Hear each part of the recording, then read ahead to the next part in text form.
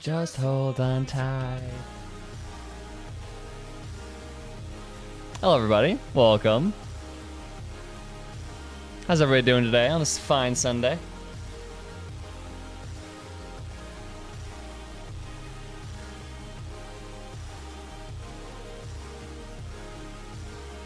Today is hellish. Oh, I'm sorry. I hope today's better. I hope it gets better. But hello, Hikaru. Hello, Amir. Hello, Chrissy. Welcome in, everybody. 38. Oh my god. Holy shit. Oh, wow. Suffering.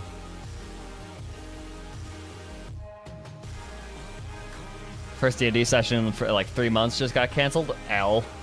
That's how it goes sometimes, though. Summer's heat is finally starting to break. Yeah, we're having the same thing. Our summer heat is starting to finally fucking break. It's actually been relatively cool in the past few nights. So it is tiring because it's cold and raining. Yeah, we've actually had rain a couple of days, but like a reasonable amount. Because like in the middle of the summer, we had a couple of days. It was just obscene amounts of rain. For a place that historically is, you know, doesn't get good rain. But that raining fit stopped, and then a couple of days ago we got like a nice amount of rain, like a good amount of rain. It didn't flood anything. It just made things cooler. It was very nice. It's almost 40 and it's not even summer. Yeah. Yeah. We're finally starting to break. It's very welcome.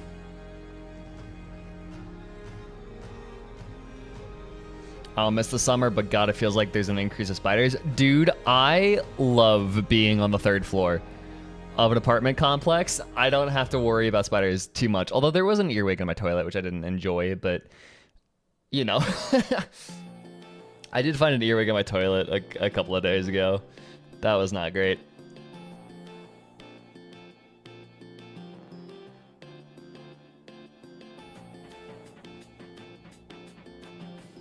But yeah, the spiders have been nice for me because like at my parents' house, I'm in their basement. My room is in their basement, so yeah, I get spiders all over the place. We have spider traps, and those fuckers are covered in spiders. But here in my apartment at school, 3rd floor, not a problem. It's great. I love it.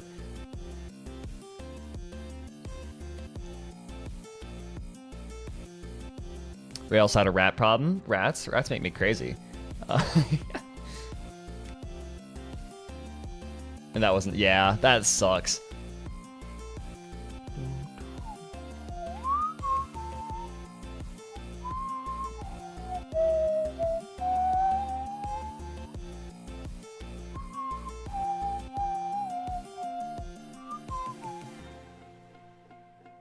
I found one of those millipedes, centipede, whatever they are in my shovel. Oh, I don't like that. I very much do not like that.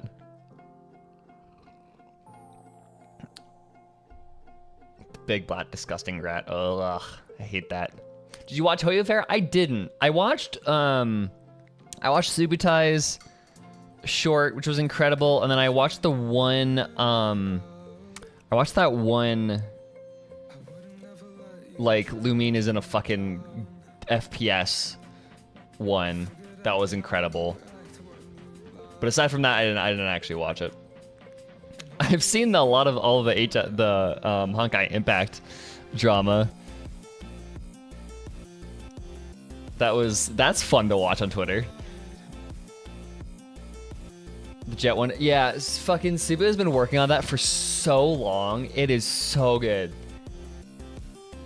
Because I remember a couple of months ago, he put out feelers for voice actors. That was like months ago at this point. I was like, yeah. Yeah, the HI3 drama is hilarious because everybody's so salty. Like, so here's the thing. I haven't played very much Honkai Impact 3rd. I've finished like chapter 10-ish, I think. I have not had much time to play the game. I barely had enough time to play Star Rail and Genshin.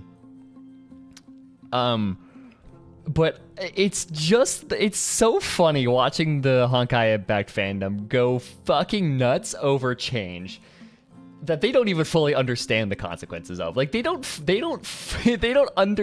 have all of the context of why they're adding these things or what's actually changing. It's crazy. What drama? So Honkai Impact 3rd, they finished part 1 of the story, which took like 7 years, and then so they're starting out part 2.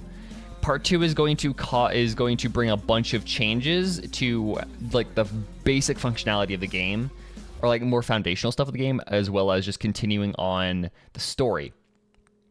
So what's gonna happen is they are dropping the main characters of part 1, so Kiana, Mei, Branya. They pretty much said that their story is done.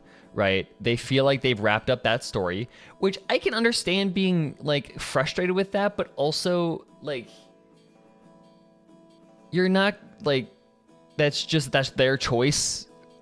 Like, if you want more of them, read fan fiction. It's like, you know, that's not like, I can understand getting frustrated about that. I don't understand lashing out about that on Twitter. But the funnier parts are the the UI changes. Honkai Impact is getting a new UI, and they're getting new main characters. I can understand being scared about the new main characters. It's not clear if they are stand-ins, if they are main character stand-ins, or if they function similar to the Travelers and the Trailblazers. But I can understand being scared of that because the entirety of Honkai Impact 3rd Part 1 was based around following Kiana, Mei, and Branya, who are actual characters, who have actual motivations. So I can understand being scared about. The UI shit, I don't understand, dude. That game has needed fucking a new UI since 2016. Like, it's awful. It is so clunky, way too many layers, nothing is communicated properly. It is an awful fucking UI, and people getting mad about there being a better UI is so funny to me. It just shows how much they're not actually concerned about the well-being of the game. They're concerned about change. They just don't like the change, and it's really funny.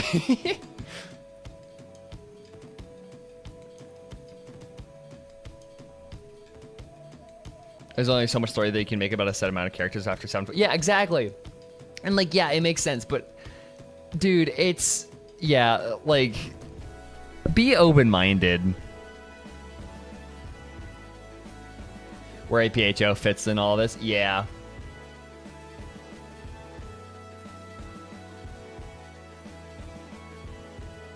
The fact that they're dropping main characters makes me really happy, because that means there's a chance Genshin's my story. Yeah, there might be. Well, we'll see. We'll see what happens when we get further into Genshin.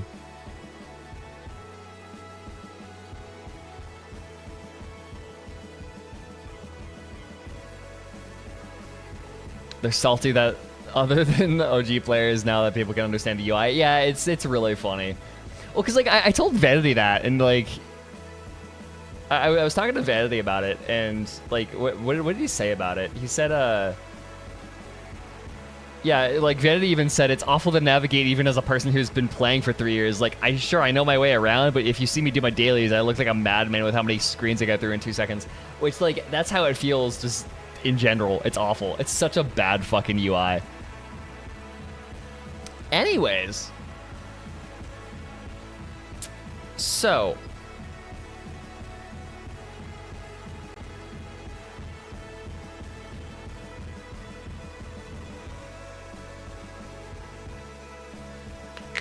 Swarm gameplay or Swarm lore? This is going to be Swarm lore. Okay, so here's what we're gonna do. Here's what we're gonna do. Right.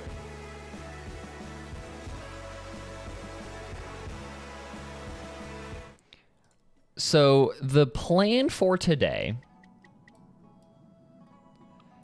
is going to be, I am going to do my dailies, do a bunch of shit, and then what we're gonna do, oh yeah, 4.1 in a couple of days. I'm so ready for that. You bet your ass I'm streaming that. Yeah, so we're gonna do dailies. And then what we're gonna do is I have Obsidian open on my second screen. And I have Vanity's stream where he read all of the lore. All of the Storm Disaster lore, all the Trailblaze secrets. So we're gonna work through that together. You guys are gonna get to see me go fucking bonkers at some of the lore in this game. So yeah, I'm so excited for Farina drip marketing. Oh my god, I cannot express how excited I am for Farina drip marketing. Who is gonna be her quote? It's probably gonna be Nouvellette, but I'm hoping for more Shabalanka, maybe. Who knows? Use consumable. Don't go bonkers. You need to breathe. Breathing is underrated, or is overrated. Also, yes, I did get Fushwan. We're not gonna talk about it. Let's go, Matt. Oh wait, no, I have a text from Lynx. Yeah, Monoquantum, I did. Drip marketing for you Americans? Yeah, it's like, I think it's 17 hours, 16 and a half hours at this point. I dug up so many snow radishes and permafrost lily root bulbs today. I can have a hot pot, yay. Snow radish? It's a type of radish that only grows in the snow plains. It's red and sweet, it's really tasty. Remember to take a pic.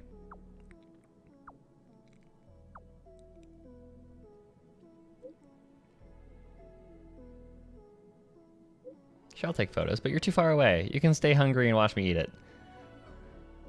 Don't tease me like that. So mean.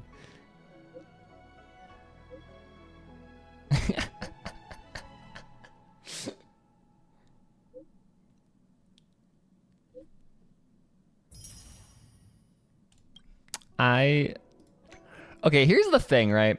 Here's the thing.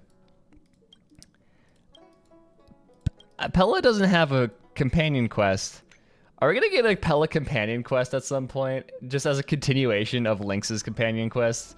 Because I want more Pella. Pella needs a fucking hug. Y'all, if you haven't done the Lynx companion quest, you totally should. It is so fucking good.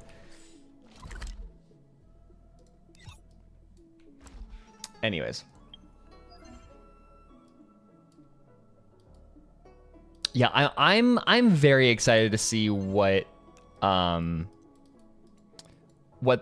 this is gonna what the drip marketing is gonna say about Farina. I'm very curious. There's gonna be a lot on the line with this drip marketing, because like, I know that there are leaks about Farina. I don't know what they are, but I know that there are leaks floating around that are making people very mad. So I'm curious to see if it says anything about those, if that was just somebody making shit up, because that has happened before, and I find it really dumb that people just immediately trust leakers saying really controversial shit.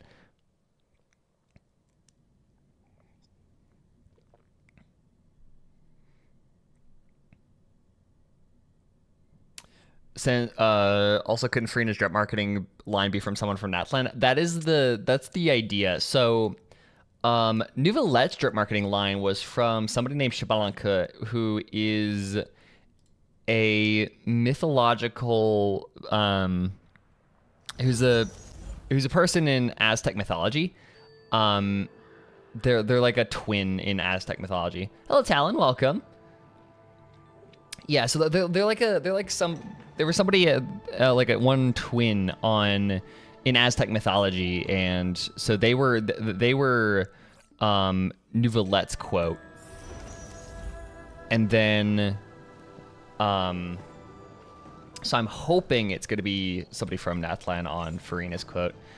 First time in stream, welcome in, welcome in. Hope you enjoy your time here. Night is like, yeah, so hopefully we'll get another name to kind of further pin down what's happening. The more data, the better. Welcome to the stream. We don't bite usually. Usually. Yeah. Oh yeah. What Eidolon do I have a link set? I actually kind of forget. I have it at E2. Which is very, like, this is kind of all you need her at. Hello, Alex, welcome. Yeah, E2 is really all you need her at. I have her at E1. I kind of find it funny how I almost have 2,000 defense on her. Yeah, I've kind of gone full dick with my Fushvan.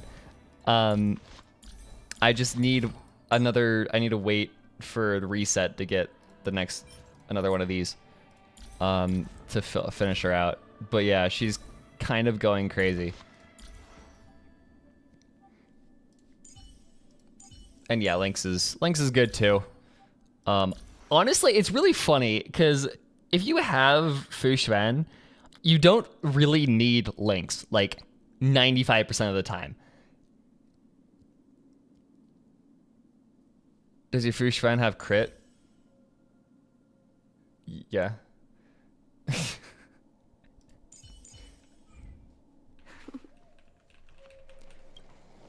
Let's do. Monoquantum is so fun. It is so fucking fun.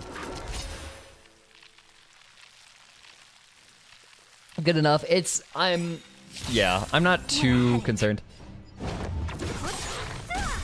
I just need survivability. That's really all I need. Time for fun. It's really fun. Came together. Converge and awaken. Commencing research. Yeah, because pretty much like Lynx's entire job in my team right now is purely just generating SP. Because like with how fucking broken Fushvan is, you rarely need to heal at any point. And all the healing you need is from her ultimate. It's really funny.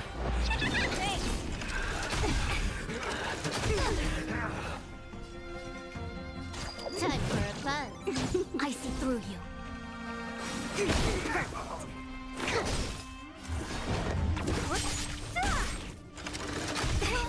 Did you know that Coco is English? Yes, I did. I love Risame. More enemies. Time for a fun. She did an incredible job. I'm still blown away by Xanthuin. Came together. Like, her work on Ohana apparently prepared her for whatever the fuck Lynx's quest was. Holy shit. Her ultimate can deal some pretty decent damage. I've heard. I'm not necessarily one to try. Disappear among the sea of butterflies. Illusions of the past. I'm not necessarily one to try just because to me she's not a DPS, but I don't know. Can I have fun this time? Time for a fun. Is she gonna be in Farther than the Universe? She is. The problem is she's not. She's playing Kimari, who does not have very many crying scenes. That's Kylie Mills is gonna be the one that has to do the big cry in episode 12, aka Kuching's VA, I think, if I'm not mistaken. Time for a cleanse. A quick divination. Yeah. Kuching's VA is gonna have to do the big cry in front of the universe. Don't mess with me.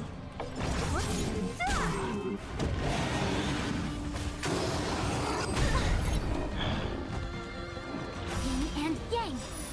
To travel far. Fishwan is a lifesaver. She really is. It's incredible. It is incredible.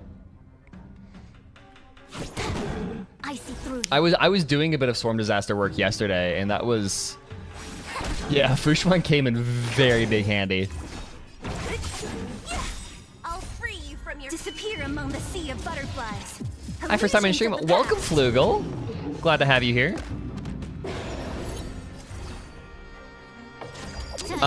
Do you know if there are playable male characters on Honkai RD? Kind of interested about the revamp. So, as far as we know, only the only one that was announced is the male MC. This is double speed. That doesn't mean that there won't be anymore. Commencing research. Historically, HI3 is a female game. It's it's a whole, entirely female cast, but we'll see what happens. Maybe they change their mind on that. I don't know. Some insight. New game means no precedent to abide by. I don't know.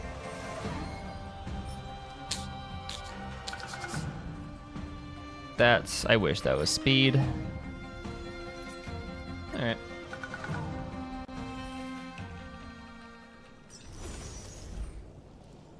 I'm so curious for the whole Mars timeline. It's funny because I have no idea what that whole the thing is with Mars. Like, I have no fucking clue. I know the basics of HI3 story. Where are destructible objects? I need to break shit. Right here. But yeah. Try to put male characters in. Yeah. Yeah.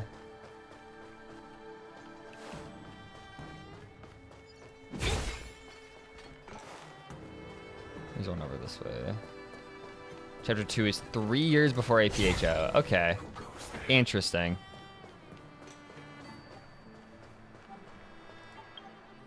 That's gonna be interesting. Let's go do... What do I want to work on? I was working on building QQ, I think. I think I have everything I need for her. Maybe I just need more erudition keys. Yeah, I think I just need more erudition keys. Let's go do some erudition then.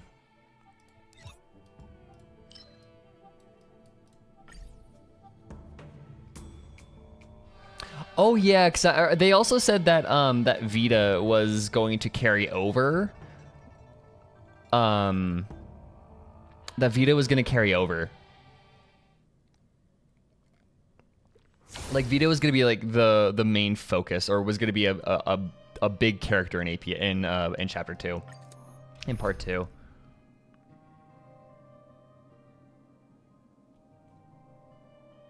Yeah, so the planet bullshit was a big fuck up on the localization team. What a headache.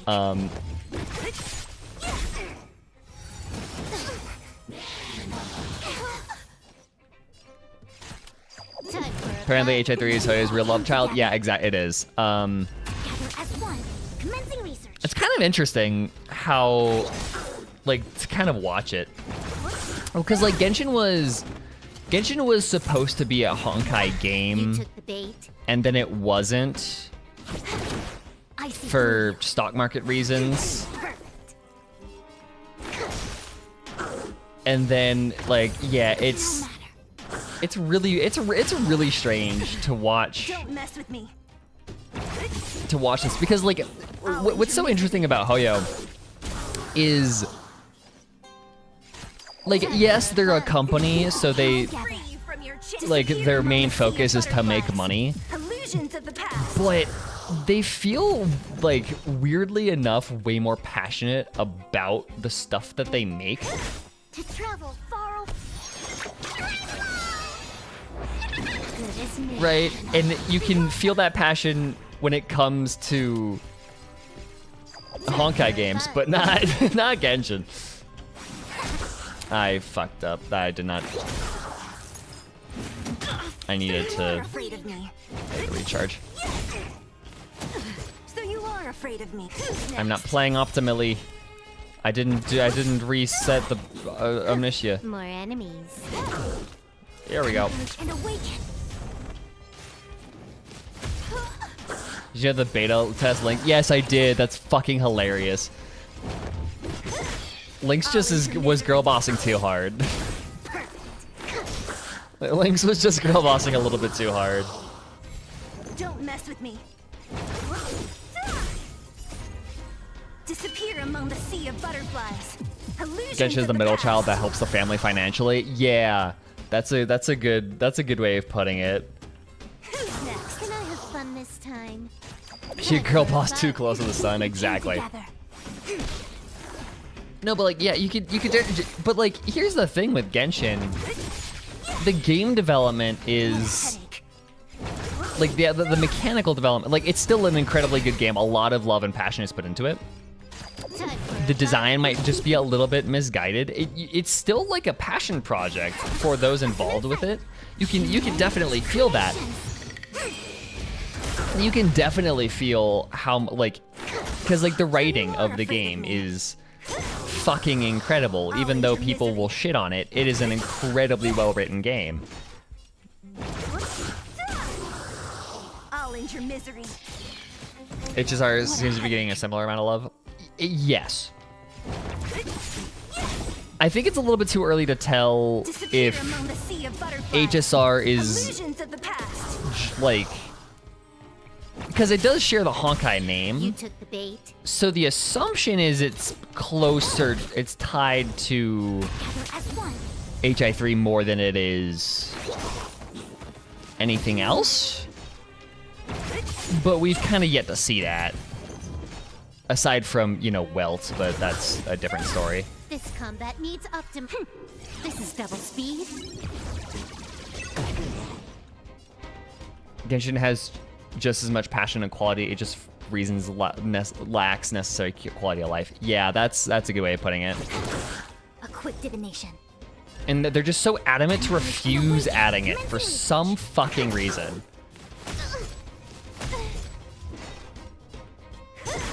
And like, I kind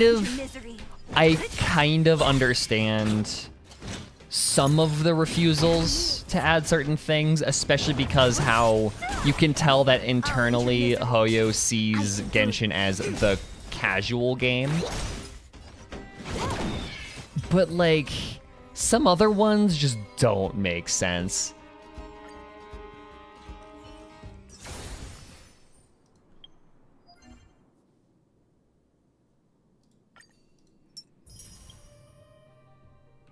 Yeah, they're nerfing the adventure rank domains, which is funny. That just kind of goes to show how much they see Genshin as the casual. Which I think there's nothing wrong with that, but I don't know. I find it like, you can tell. But like, they use that Genshin is the casual experience excuse All things in this world. way more than I think they should. You took the bait.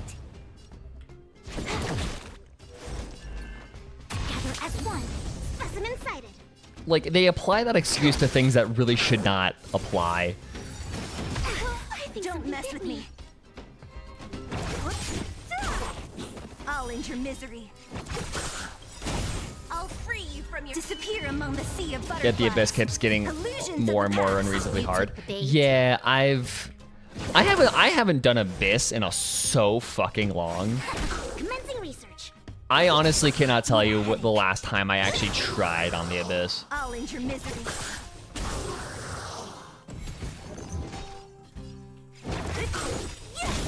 This combat needs up. This is double speed. The best boss design on that infamous patch has more design than being hard. Yeah. A quick divination. Storm Disaster is hard but good. Yeah, Storm Disaster is really well done. And the best part is the fact that it's permanent. The best, I'll end your misery. like the best part about Storm Disaster is it's permanent. I enjoy Storm Disaster even though I haven't really had the time to tackle it as much as I would have liked. It is very, very enjoyable. What a headache.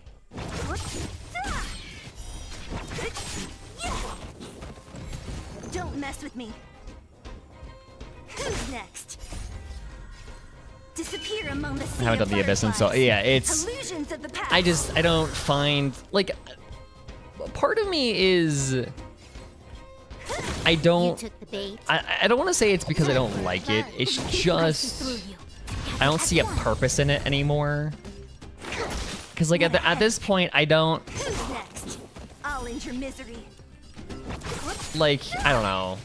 Like, the free primos are nice, but Don't mess with me. it just feels like I can get my primo income from elsewhere. Illusions of the past. Yeah, and like floor 9 and floor 10 and like events that are miles easier give more primos anyways. So like, what's the point? If you just stay diligent with your events, then you're gonna make like the amount that you get All from things in this world. Human creation. Spiral Abyss is fucking pitiful in comparison. Far away.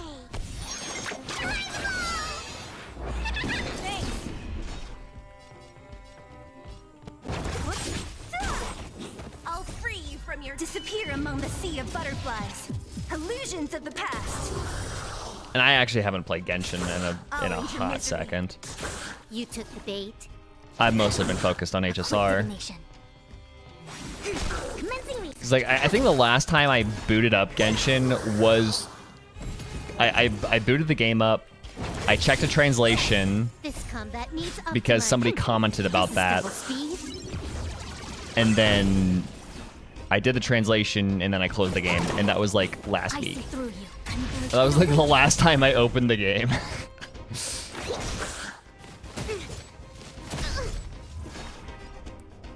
You can see when the Omnitia itself starts blinking when it's the last turn that it's going to be up, and then it also blinks down here. The buff blinks down here, but sometimes Fushuan will have so many fucking buffs that this won't be here anymore, so you can just look at the circle.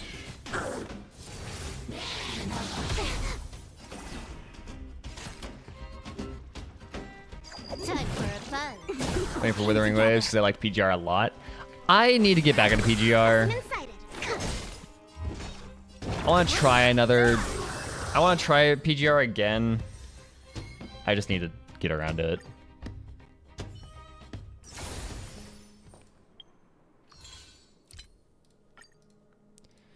Let's see.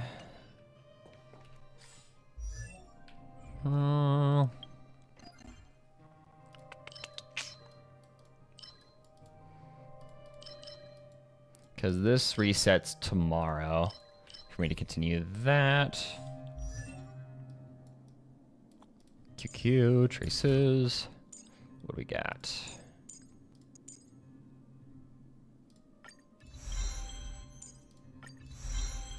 Increase quantum.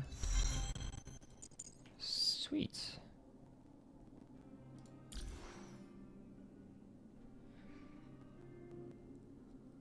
I really like that they have a visual cue on the Amnesia. Yeah, it's very useful. Because, like, Fushuan's effectiveness relies on the fact that you can keep the Omnitia up. But you don't have to be entirely locked in on your cycles. You don't have to be counting 1, 2, 3, 1, 2, 3, 1, 2, 3. You can just, like... Generally, you have to be tuned in at least a little bit, but you don't have to be entirely clocked in the entire time. gonna keep doing this domain. I'm kind of hoping Genshin gets more difficult during the final few seasons, because you could just bring a healer or a shielder and most enemies are easy to hit. Yes. I mean, they kind of tried that, right? They tried that with Inazuma. They by introducing the Rift Hounds, they introduced enemies that you have to at least bring a healer for. You can't just bring Zhongli and solo. I mean, you still can if you really want to, but...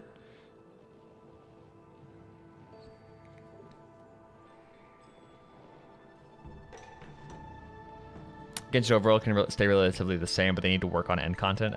So here's the thing about that. Like, when I started playing Genshin and they first did the whole, we don't want to make players feel anxious by adding new end content. When they first did that, I was like, oh, that's bullshit. Nobody's gonna give a shit, yada yada. And then I started playing this, and I started playing HSR, and I was like, oh shit, I can kind of see where they're coming from on that. Because the existence of... The existence of Simulated Universe has kind of...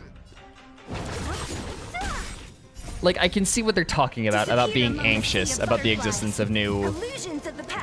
of extra end game content. It's still kind of dumb, but I can kind of see where they're coming from with that. And so if they're so focused, they're so set on the idea of making Genshin this incredibly casual game, then I can see where they're coming from on that. And like, they've been doing pretty okay with adding events that provide enough challenge. Sometimes.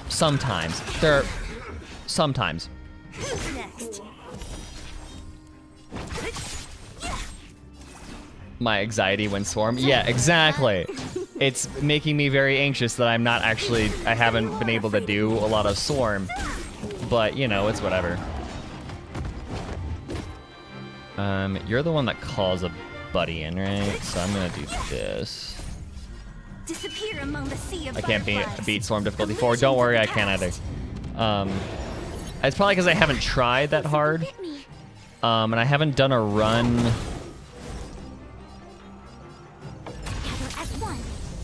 I haven't done a run with abundance yet. Don't mess with me. I feel like if I do an abundance run, I would be fine. But have you tried to? I tried. So I actually got pretty far. During my abundance run, or during my last difficulty 4 run, I got to the last boss. I just got really unlucky with Fu Xuan getting nuked. She was like already at half health and then she got nuked. And that's the only reason why I died. Because I was like in the last phase too. So I was very, very close.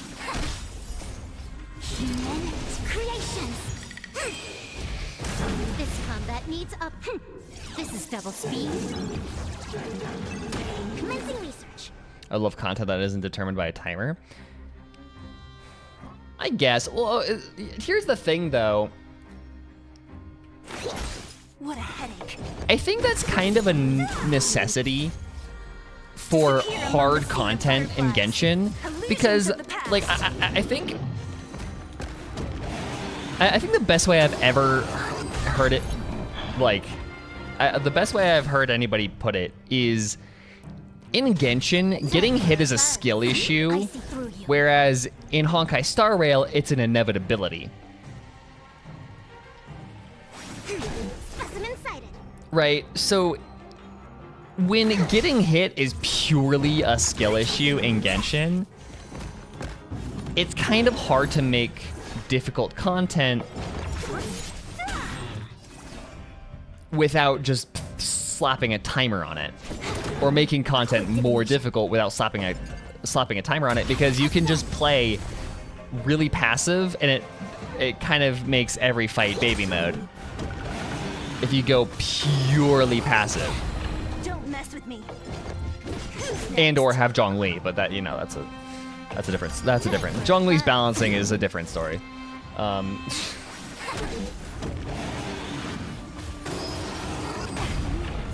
and yang.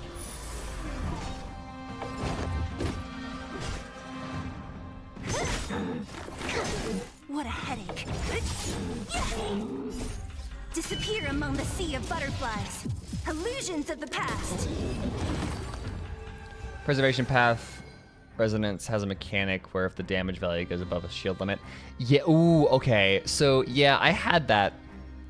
I might have to try that with March. Kind of sucks that I don't have Japard, because Japard would love that mechanic. Japard would fucking adore that shit.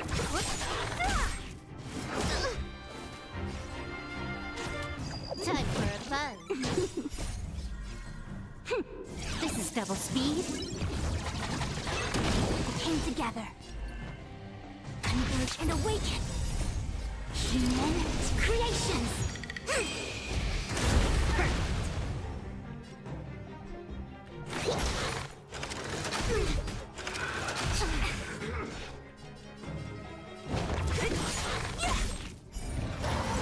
I'll end your misery.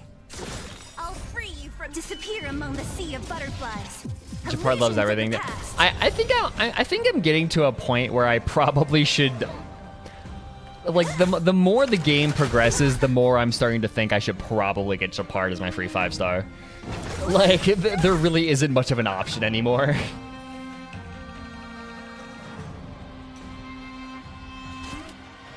Time for a fun.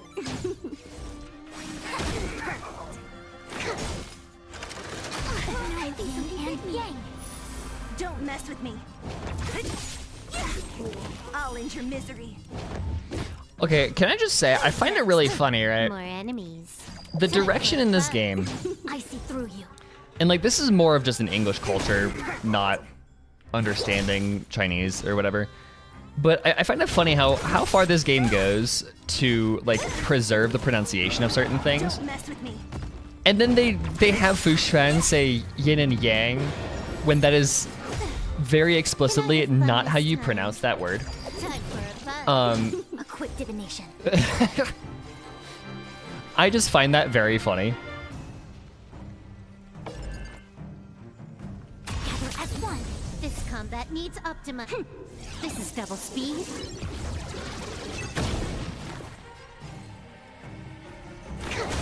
What a headache. Who's next?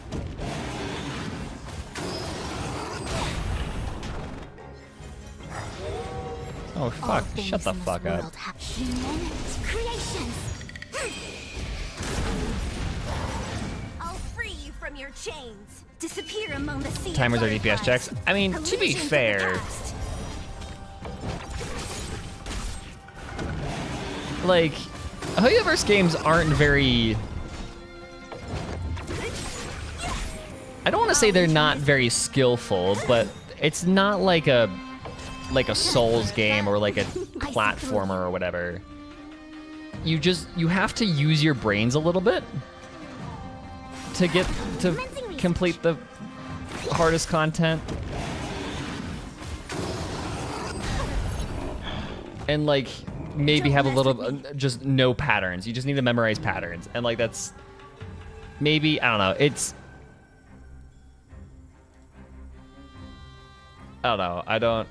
I can't explain. Okay, Genshin, maybe Genshin more Come so on, as skill. I want to try something out. Still wondering if it's worth building More my Japard enemies. as I already have. I definitely don't think you need to like immediately, especially if you're strapped for resources. But I also don't think Quick divination. you should abandon him because he's incredibly good. He's an incredibly good unit. Free you change. Disappear among the sea of butterflies. Illusions of the past.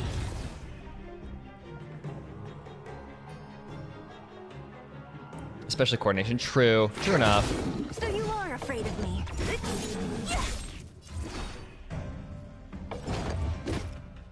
Being smart does not get rewarded in Abyss. Can I have fun this time? Being smart in a different way. Because you have to think, how do you optimize your DPS by using that brain of yours to maximize your DPS. It's just when you're actually doing the fight, it's way more ooga booga hit things. This is double speed.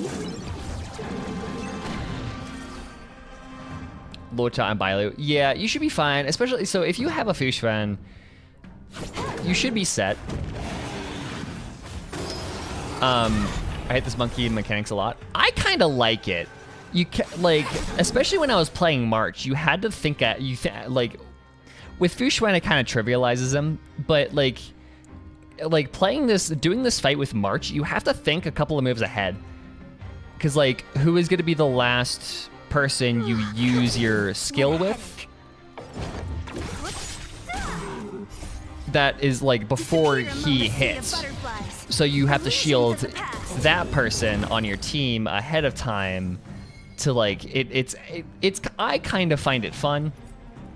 You actually have to kind of think. That's actually not bad.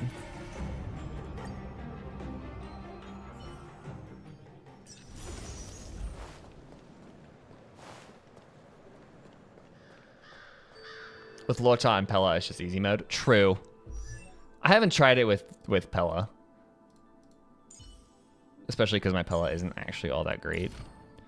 I mean, she's eat fucking 12 at this point, but...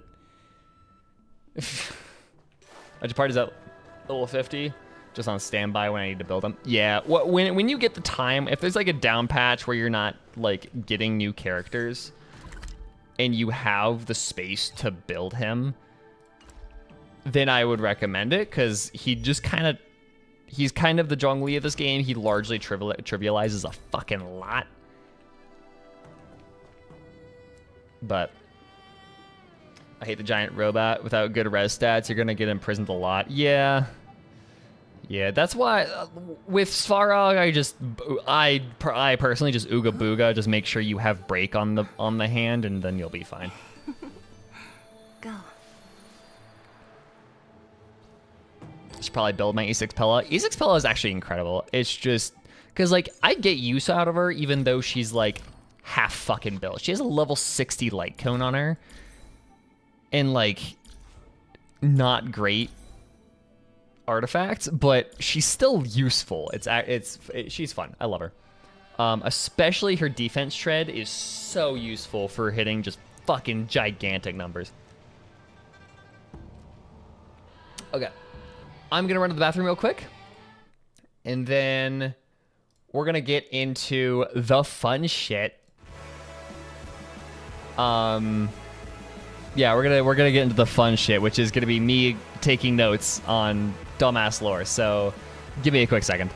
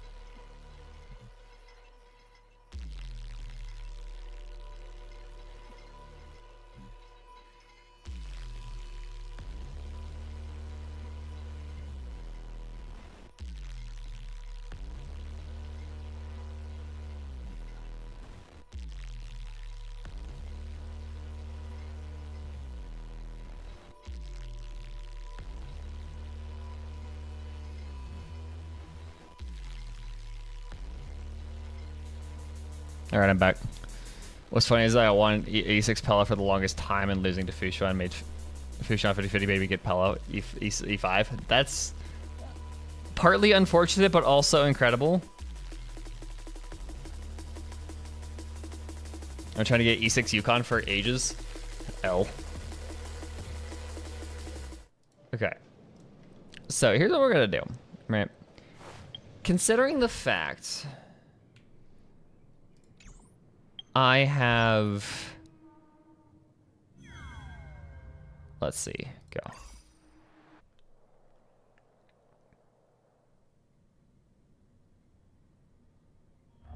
So considering I have 1, 2, 3, and then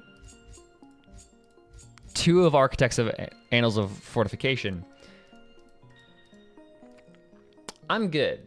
Like, this isn't great. So what ended up happening a while ago,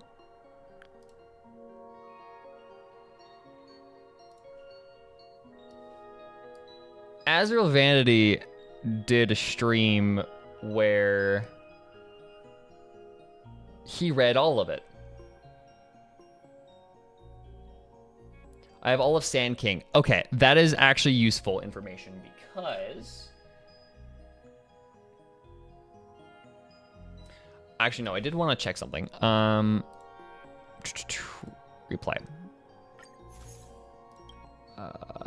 Stone cabinets under the ruins. If you do this, then knock 11 now, whole natural months, yada yada. Stop hiding. Storm is no more at that moment. There's nothing wrong with living in the past. Okay.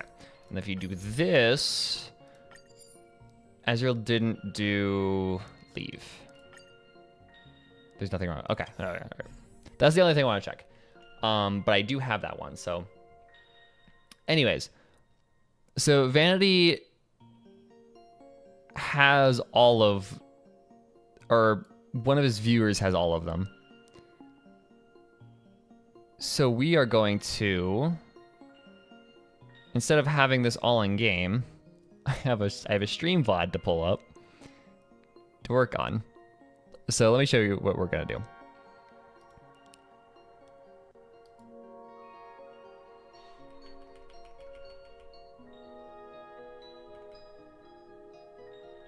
I have E6 March. It doesn't really feel that useful. E6 March is E6 March is like, her healing is pitiful, but it can come in handy. I just want more March cons just for the principle, because she's like my favorite right now. So she's like by far my favorite fucking character.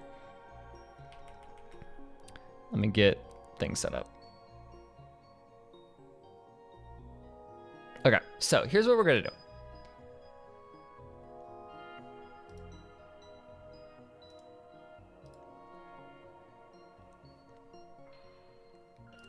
Okay, this is the stream that we're working with. And then this is Obsidian. This is where I'm going to be taking notes. So you guys are going to be with me as I take notes on this dumbass fucking thing. So I actually had taken notes on the first 3 parts of Sand King entirely in my notebook. But I need to do it somehow for this, so we're gonna be doing it this way. I find the little heals March 6 gives a bit nice when I'm playing a story team, because I don't like using Lotonic. Okay, fair enough. That's fair enough. Okay, so ignore this man down here. We're focused on the text. Okay, so pretty much as a summary, in part 1, so for those that actually haven't read any of these, here's a summary of what we have so far. So in part 1 of the Sand King, Tazeronth doesn't actually fucking appear. It's mostly about finality. The entirety of Sand King Part 1 is mostly about finality, which I find so weird. So pretty much what happens is you're in the Lepusmat system where the swarm originates.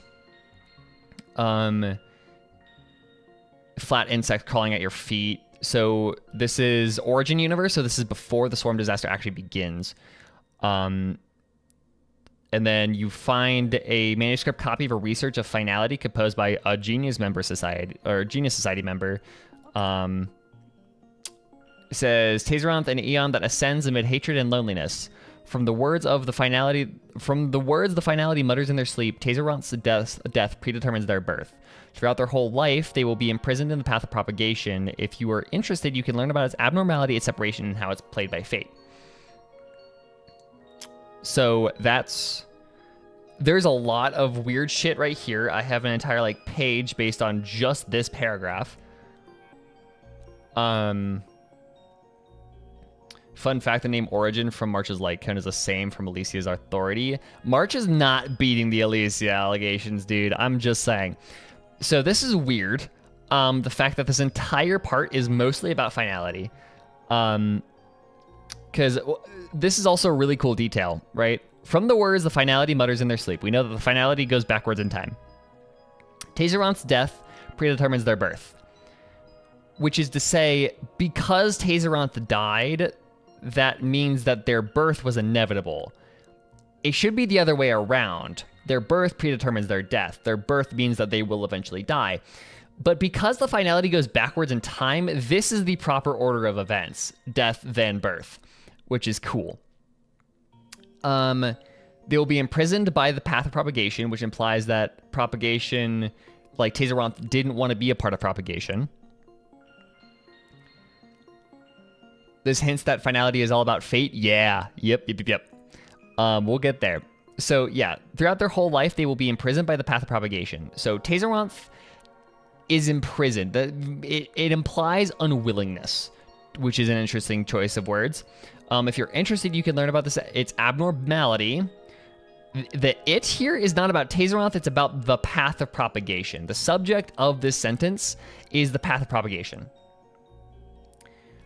So yeah, imprisoned in the path of propagation. If you're interested, you can learn about the path of propagation's abnormality, its separation.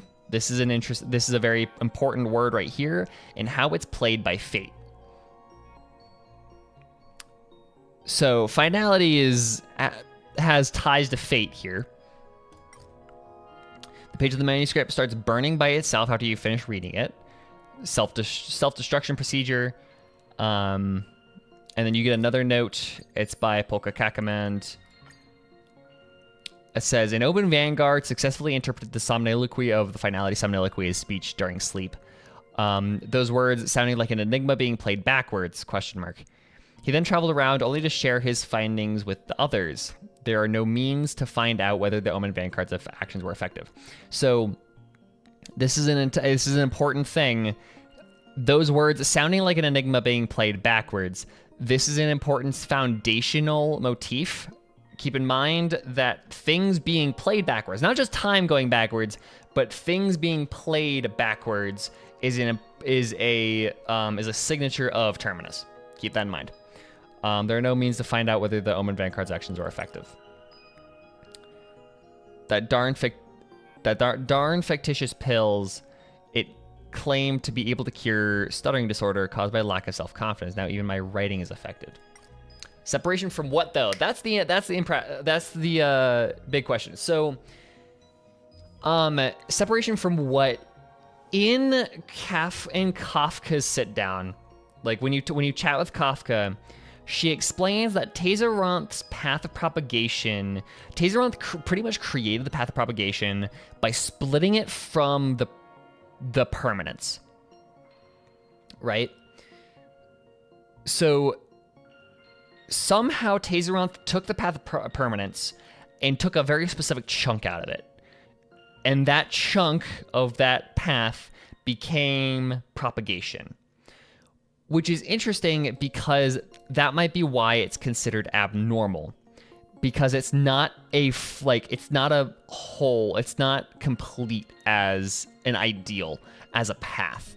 And that's why it was so destructive, was because if you think about it, every path that we have in this game has some sort of check and balance against it, like it has some sort of internal system of checks and balances, right? So long, the permanence was not about, like there was that whole idea of your entire purpose is to exist for as long as possible, not to, but there was like a moral, this is so hard to explain. There was a responsibility, like your entire point was not to it's hard to explain, but like the permanence has inherent checks and balances to keep it from becoming destructive, right? And sometimes those checks and balances are external as well. So you have the duality of Yao Shi and Lan. Yao Shi, the abundance, being nature, and Lan being the checks and balance against that of hunting to keep abundance under control.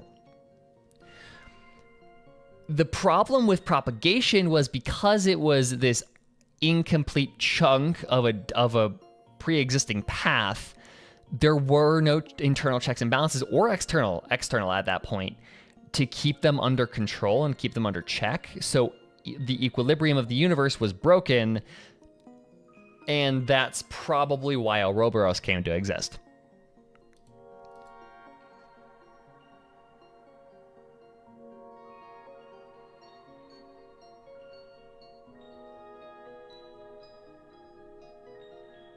A path coming from another sounds like an imaginary. I have no idea what that is, Chrissy.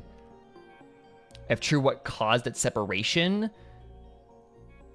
The permanent. No. So the permanence is one of the dead eons. The permanence long is the eon that created the Videodora, right? The remembrance is completely different. The remembrance is Fuli. That is the crystal bitch. Long is the dragon. Like, literally Long's name is a pun because in English it means like long life, but in Chinese Long means dragon.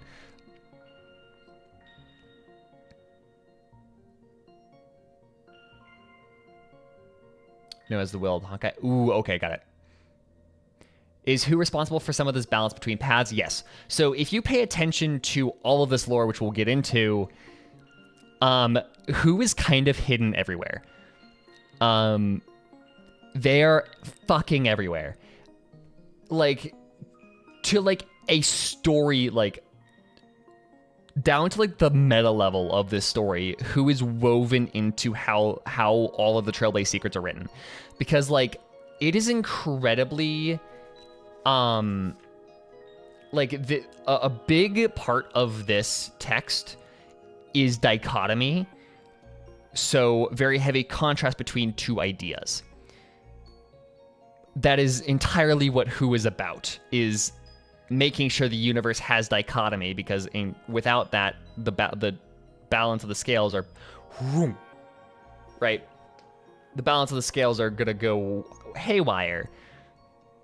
So like, Who is everywhere, and Who will just kind of pop in, kill somebody, or destroy something, and then just fucking vanish. It's really cool. You look at elsewhere, the manuscript jumps at you and gives your head a punch.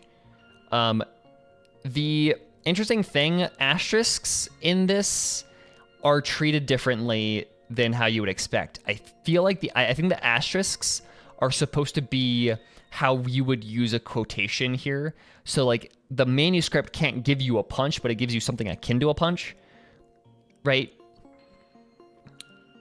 So yeah, the quotation, like the asterisks here are used kind of as quotation marks.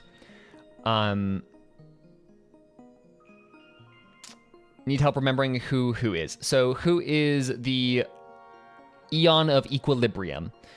They are very mysterious because they just...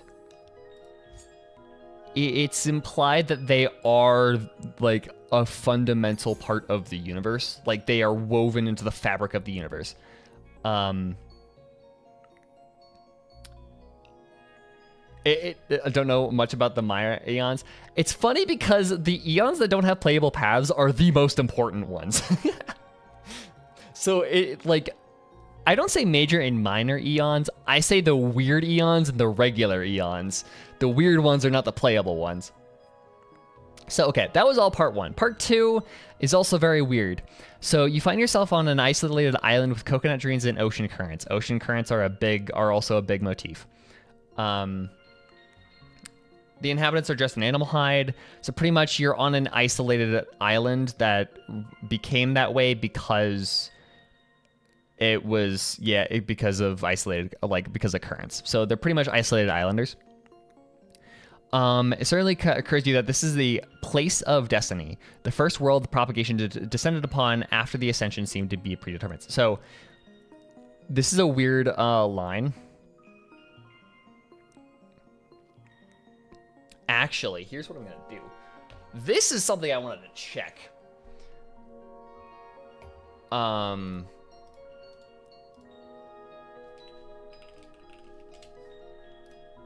This is something I wanted to actually check, and I'm gonna show you guys how I translate. Because we're gonna do this. Language simplifies Chinese. This is gonna take a fucking minute, so be patient with me on this one. This is gonna take a minute. So who is talking to us? Presumably, yes.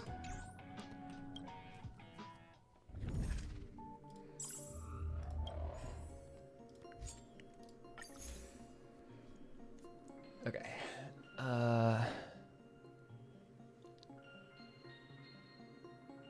Where are we talking about?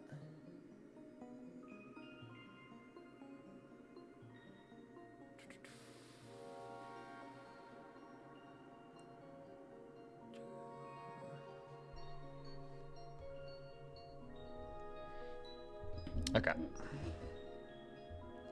So my process for this is I have an iPad with Google Translate, and I generally know how to write Chinese characters. So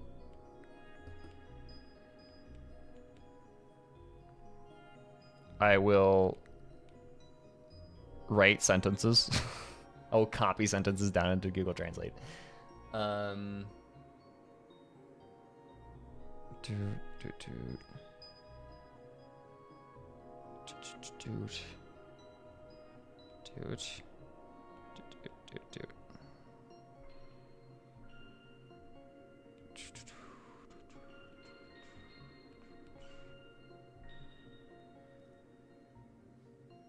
What even are the followers of who?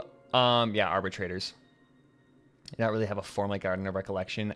It's unclear.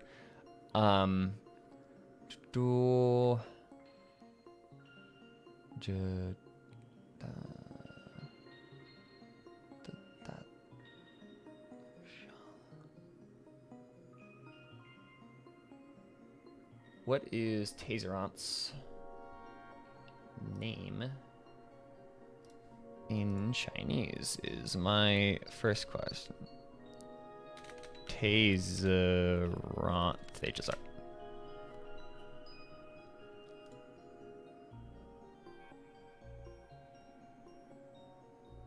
I'm trying to. Okay, so what I'm wondering is their name is so fucking long, dude. Holy shit.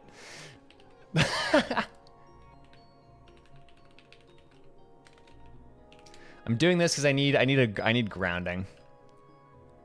So what is their name? Okay.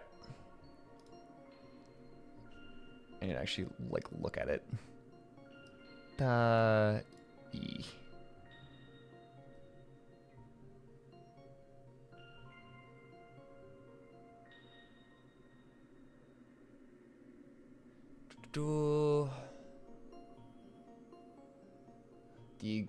Okay, this is the line I'm looking for. Oh, okay, this is gonna take a lot longer. I'll do this later because that's gonna take a long time to translate on my own. Because because that is structured completely differently from the English. Never mind.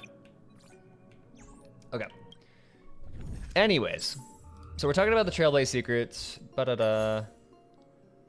The first world, the propagation descended upon after their ascension seemed to be predetermined. So this planet, this island is on a planet, and this planet is the first one that Tazeroth descended upon.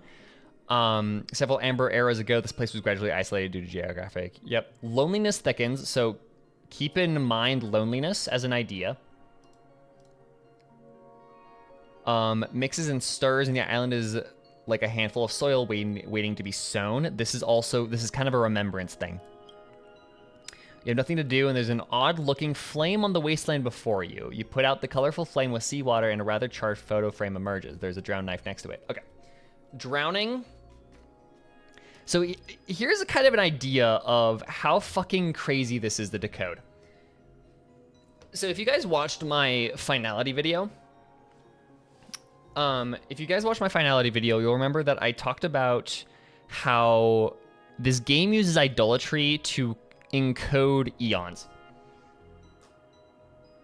Right? Here, this takes that idea of using idols and symbolism to encode eons to another fucking level. Because you have loneliness thickens. Loneliness is a big thing with Tazeroth. The island, like a handful of soil waiting to be sown. The Fuli is a lot of like agricultural references or references to Fuli. There's an odd-looking flame on the wasteland before you. I still don't know what colorful flames are. This is weird. I'm still working through that. You put out the colorful flame with seawater, and a rather charred photo frame emerges. Fuli. There's a drowned knife next to it. Remembrance. Drowning is a big thing with remembrance or with Terminus. I'm starting to think that drowning is a big thing with Terminus. Why did I say it was? I have a reasoning for that.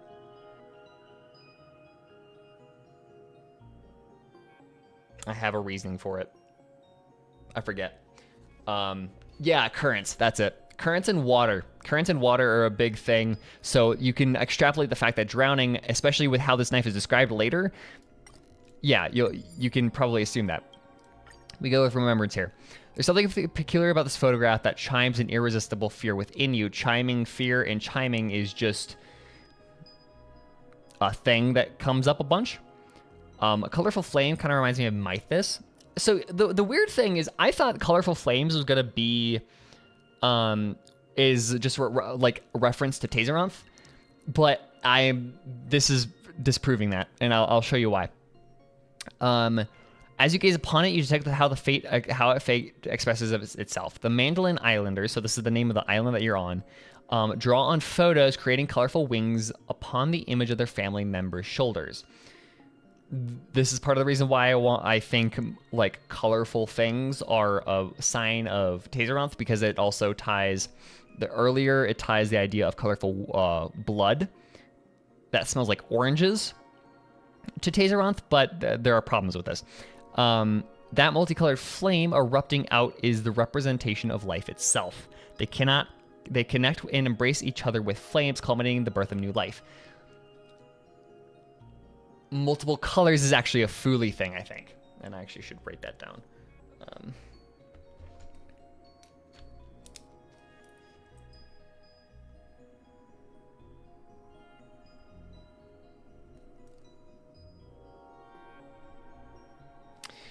But yeah, so this is weird. Embracing with flames, culminating in the birth of new life. The Mandolin Islanders use their continuation of life to resist the fear of loneliness and death. So fear of loneliness and death. This is why Tazeroth ascended, was because they were lonely and they feared death. That is the entire idea of propagation, is don't die, because your species can't die if there are a lot of you. And loneliness, you can't be lonely if you have a billion kids. There's nothing else on this isolated island except love and loneliness. Regrettably, this flame will eventually be extinguished, which is what you just did. It earlier up here describes you put out the colorful flame with seawater. This is exactly what you just did. Regrettably, this flame will be eventually extinguished, and the island will end up being the initial breeding ground for the swarm. Hello, Potato. Welcome. Also, I didn't say hi, Rajangi. Welcome. What are the chances of eons in Celestia? Are the ones in Celestia are eons practically 0? At least in my opinion, it's practically 0. Eons are higher in the arc. Yeah, they're way higher. Eons are like foundational for the imaginary tree. As far as from what we understand, eons right now are like the foundational, like the foundational powers on the imaginary tree. No one will jump out and become your friend. You make a yawn. This is kind of a loneliness and a boredom kind of thing. Okay, then part 3 is weird. On the planet of Zeus this is where I start going fucking bonkers. And let me show you why the title of this stream is what it is, right? So a big thing in this in Trailblaze Secrets is the idea of 3. And so there's a rule in literature. It's called the rule of 3. It's just that the human mind likes 3 things way more than 4 or 2. Right, so the 3-act structure, you list 3 things in 3 if you want to make a point, right? It's just a useful kind of thing, a tool in your toolbox, and you'll see it everywhere if you pay attention to it. This is more than that. This is way more, and I will show you. It is it is fucking everywhere. Okay, and this is like the perfect example of this. First of all, right, all of these stories have some multiple of 3 parts. Sand King has 9, this has 6, this has 6, this has 6, this has 3, this has 6, this has 3, this has 3, right? That's because there are 3 different kinds of narrators. There's Origin Universe, there's Swarm Universe, and there's Ember Universe, right? So 3s. In part 3 of Sand King, so we already have like multiple occurrences of the number 3, right? It gets weirder. So in part 3 of Sand King, on planet Zeus Terra, the distinction between night and day has been long blurred by the encompassing darkness wrought by the swarm. Eventually, the shroud of darkness suddenly lifts and the light of dawn breaks through. A triumphant and exultant celebration ensues, lasting for 3 full natural days and nights. You join the revelry halfway through, imbibing in your heart's content with a jubilant crowd for 18 days and nights until a realization dawns on you: the daylight has persisted for far too long. Okay, 3 full natural days and nights, and then another 18 days. That's a total of 21 days, or 3 to the power of 3 days. That's okay.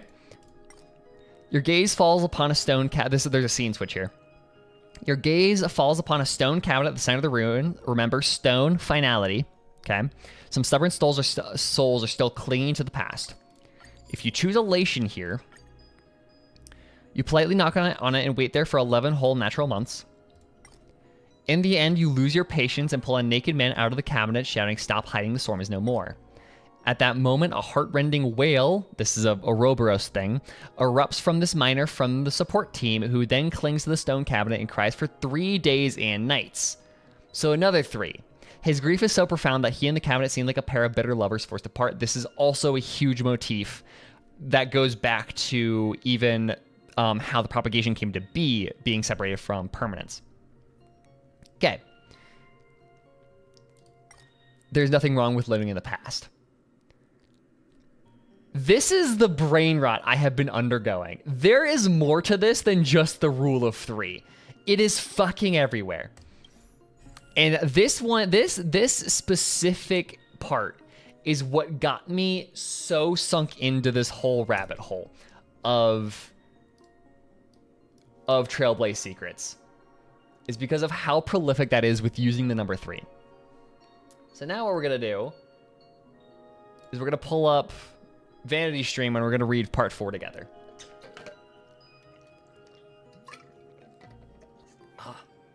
My voice is sore. And I'm gonna take notes while we do that. So part 4 would be Origin Universe. Okay. Time and this is part 3 after all? Yeah, it's I'm so glad. I am too. I would not be able to do this research without this video. Okay. So part 4. Note we're Origin Universe. So that means that we're probably before the storm disaster actually took place. And so it reads, you are no longer to the wait, okay. Mute vanity. You are no stranger to the sudden darkness that envelops you, for you have experienced too many inexplicable things time and time again. This time, 3 shadows appear before you. Those who have once lived in Paris may occasionally appear here. Their features flicker and waver, at times taking the form of insects resembling Melchiaz's adopted sons. Perhaps they possess different souls. Okay. So I know Melchiaz is a biblical figure. So okay. So on mysterious planet, you are no stranger to.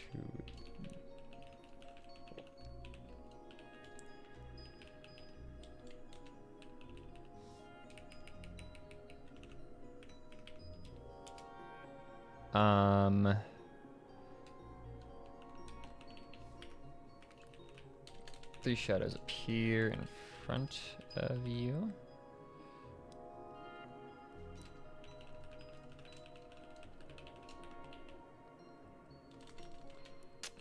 People who once lived and perished may occasionally appear here. So that to me reads kind of Fooly-ish. Those who once lived and perished may occasionally appear here, or like echoes. Because like remember in during the last Trailblaze expedition, right before we're about to fight Phantilia, we're walking with Dan Heng and those echoes exist. They exist in what's his face? Right? That makes sense. That's what that reminds me of, at least. Oh no, yeah, their features flicker and waver. It's literally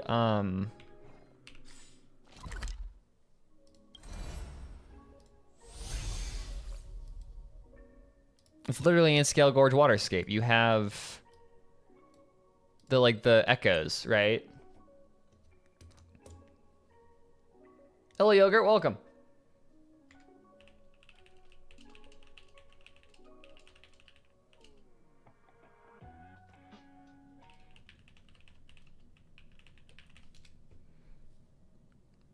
Welcome to the big research stream. We're already fucking crazy.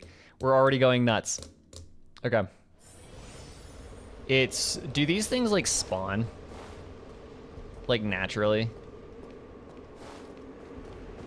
I think there's a couple around here that I can find. What's the quick rundown? We're working on part 4 of Sand King.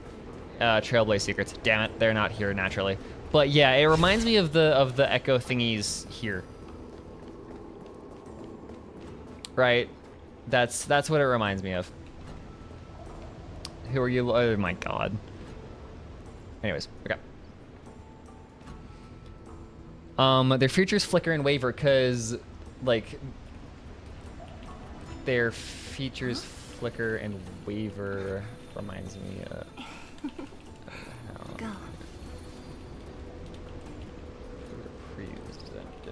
Conspiracy theorist? Oh, you have no fucking idea, Potato. Okay.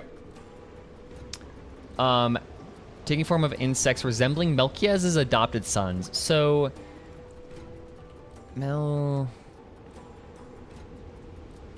Yes. Melchizedek is. I always get like directed to here, which later the name Melchizedek is brought up.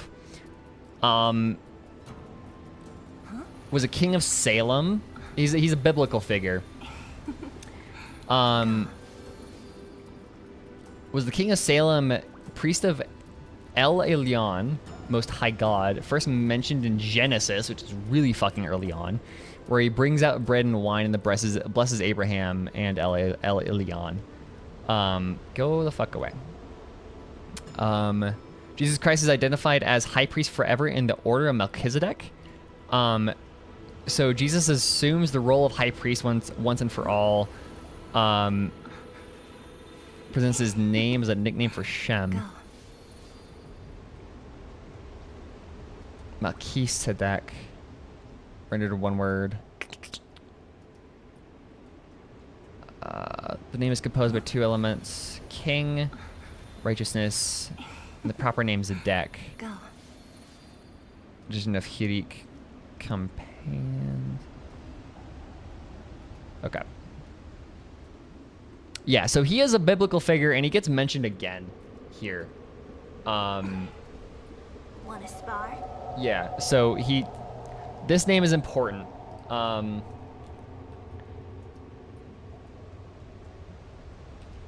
At times taking the form of insects resembling Melchiez's adopted sons.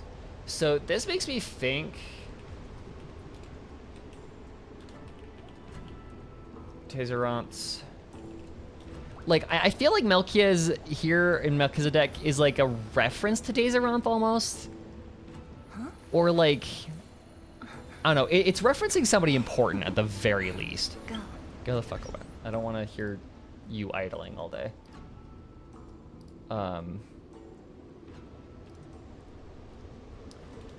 So Melchiez slash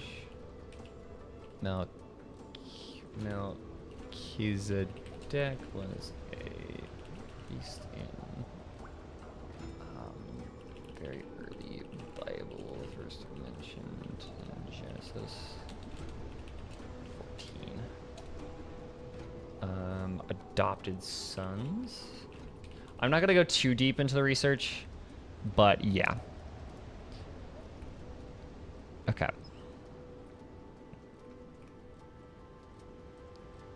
So there's a lot of options for this.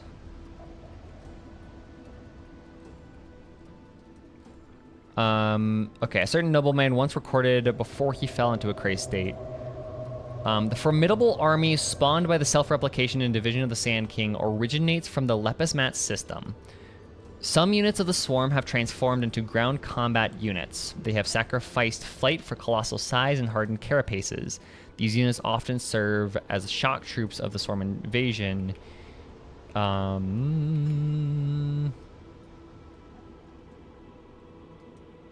Using their massive bodies to break through defenses, you have become matter. Okay. This is an interesting one. So, okay, so some of Tazy's forces gave up flight for more effective fighting. Okay. So a certain traveler with an active imagination murmurs to himself behind the glass wall after being confined. So glass is a big motif. Usually it ties into either like symbolically just being able to see clearly, or also ties into Fuli, I want to say. I would have to do a little bit more research on that, but glass is a big thing. So usually Fuli or Adrilla, true. Adrilla is mirrors though. Fuli is also has to do with reflections, but less so than Adrilla. I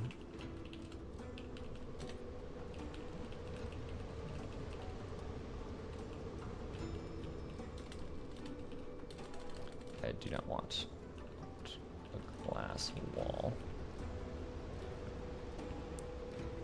Okay. So I have seen wonders beyond the scope of human imagination. I have seen dozens of insects intertwine and give birth to an entirely new offspring, which in turn weave themselves together like a shape-shifting rose with countless interlocking petals. The reproductive cycle of the swarm is akin to a flower. So this is a big thing, because in Swarm Disaster 1, flowers are brought up in a really weird way. Or in Sand King 1. flowers are brought up. Or were they? Don't worry, just close your eyes and relax your limbs. You will find your senses in the middle of a gallery of a plethora of colors. Then you start browsing, changing scenes quickly. No, flowers come up somewhere else. I forget where. Was it in order?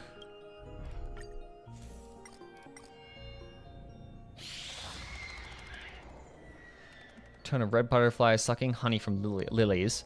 Flowers. The saliva of different scents, such as the scents of orange, blood, and tropical fruits, is dripping, making you feel as though you are immersed in an ocean of soda. So this is why I thought that blood, like multicolored things, like blood and flames and fire, or like, yeah, multicolored blood and fire, was the hallmark of Tazeroth, but it's not.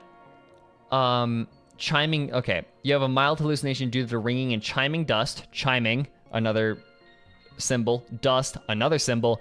Butterfly wings, another symbol that covers the sky, another symbol.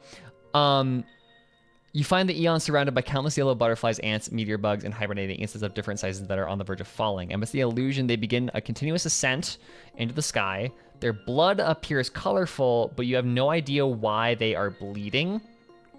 This is why I tied this idea of blood to, or colorful blood, but I think the colorful part of it is not important, is not a thing of Tazeroth. The colorful part might be to Fuli is my best guess, but I'm not entirely sure there.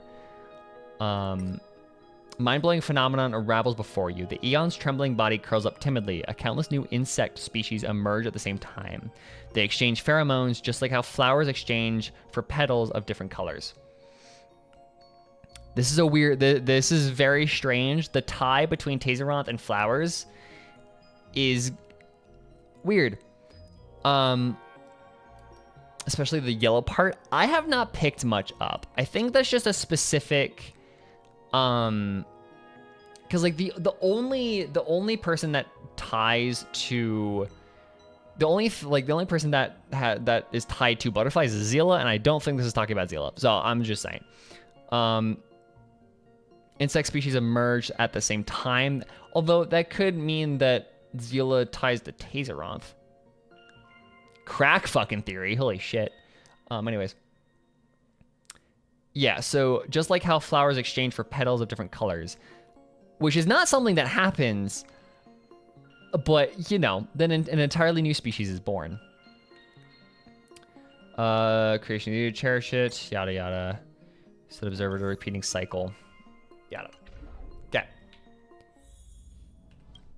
So let's get back into this. Okay. So the reproductive cycle of the swarm is akin to a flower, emitting pheromones in various scents, a breathtaking combination of monstrosity and beauty. Monstrosity and beauty. So that, to me, monstrosity could be a bunch of things, but that's a very specific call out to Adrilla.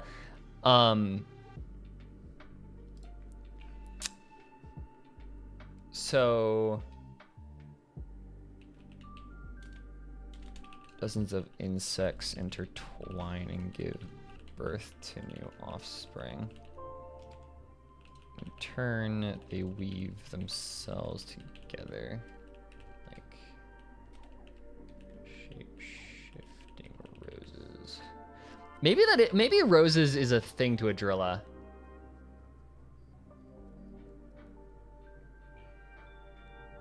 Do you think the flower ties to Adrilla?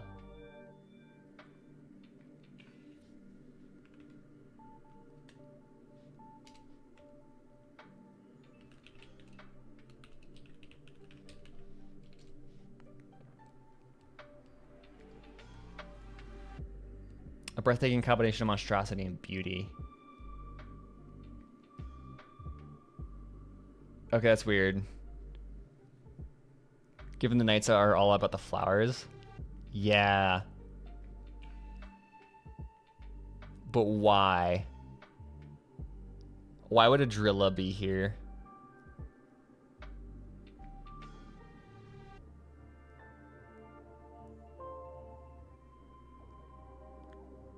Because like and it's not even like it's specifically a rose and a very specific call out of beauty. So I feel Adrilla is here by for some reason.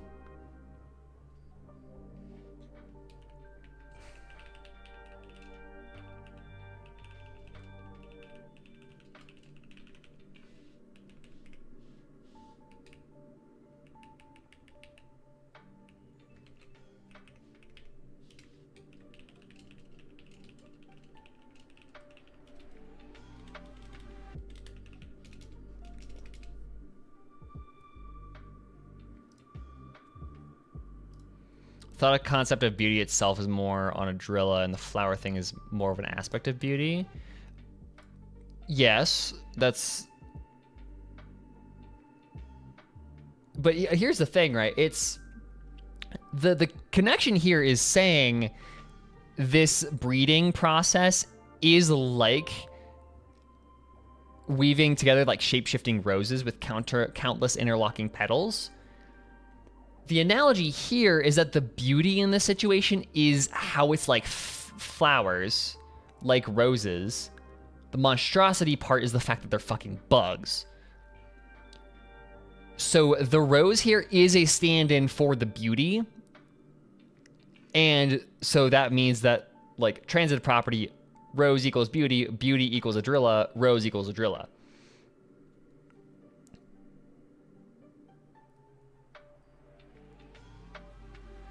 Sandy mentions that the color of the flower. There were like in order in during like in here there was a mention of lilies.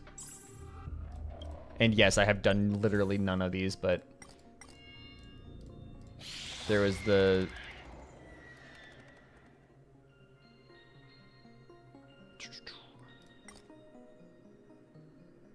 very much just thought sucking honey from lilies, specifically, which is weird.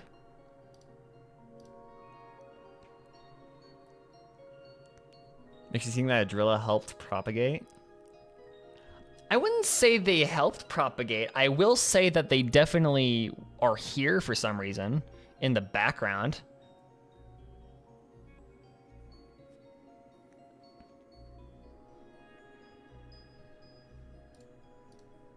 Okay, understanding someone's thoughts is never an easy task.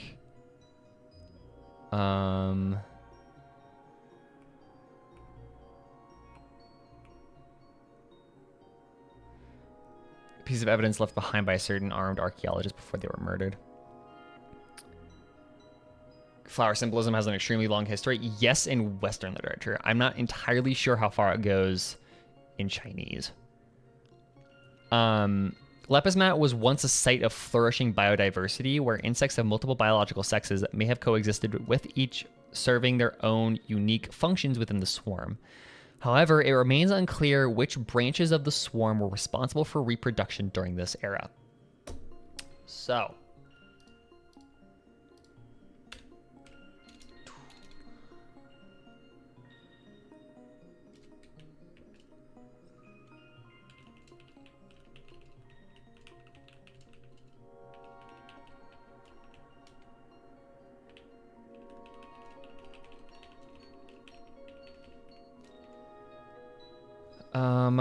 so Lepus mat used to just be a regular planet with exceptional biodiversity.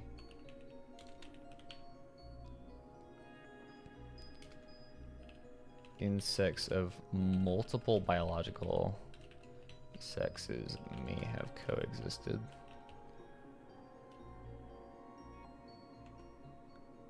Unclear which branches. Swarm. Responsible for reproduction.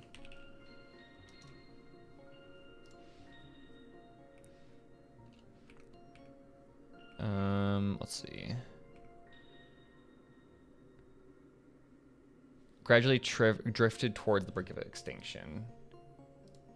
So, yeah. These insects gradually drifted towards extinction. Death. So extinction is just race-wide death. So if we go back to all the way back to part 2, how saying on Lepus or on this planet, everybody was afraid of death. Welcome back, Hikaru.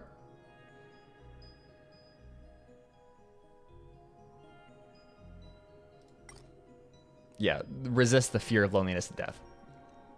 Oh, and my Mandolin Islanders use the continuation of life to resist. Continuation of life here being long, being permanence.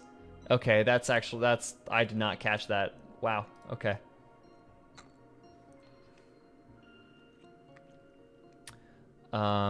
Gradually drifted towards the brink of extinction.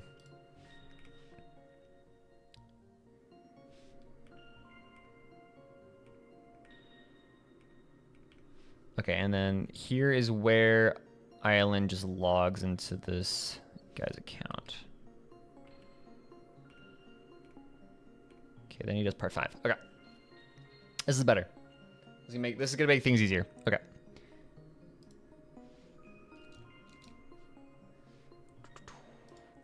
Note.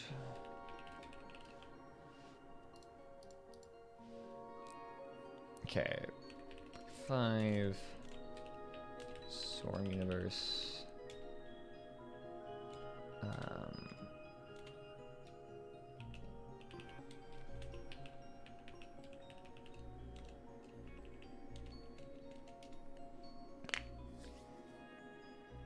It's perfect breeding ground for the propagation to propagate.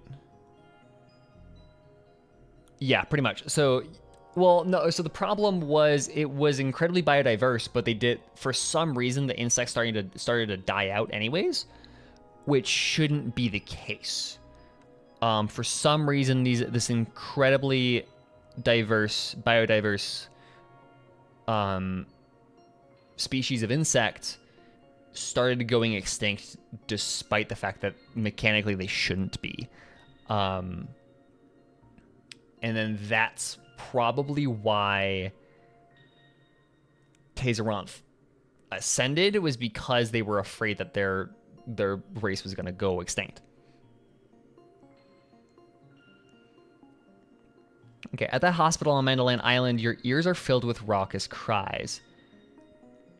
The number of newborns has peaked at an all-time high. In the days that follow, they rushed out of the isolated island, and as a result, swarms emerge in the skies all over La Pole Major.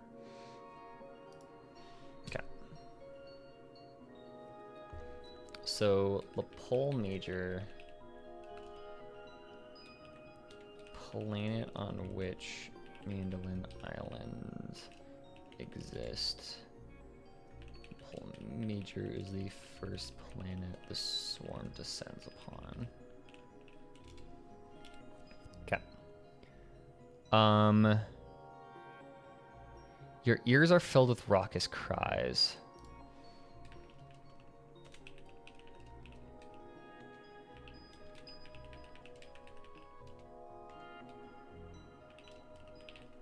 Who inadvertently created the propagation? I don't think so. Who wouldn't have done that?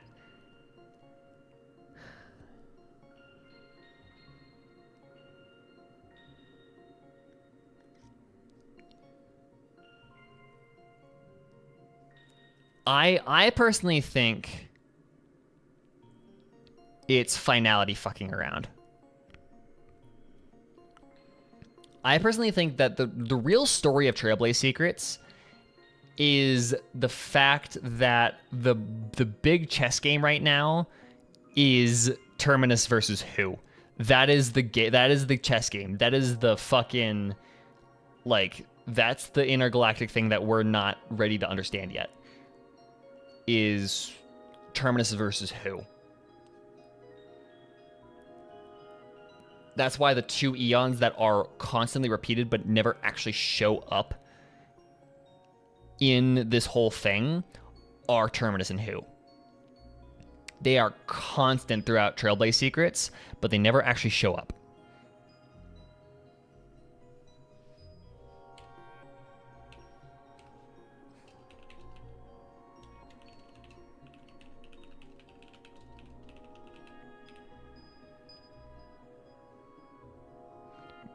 Meanwhile, we have to spank the destruction of the lackeys. Yeah, what's weird about it is, like, when you start looking at it, it feels like destruction just kind of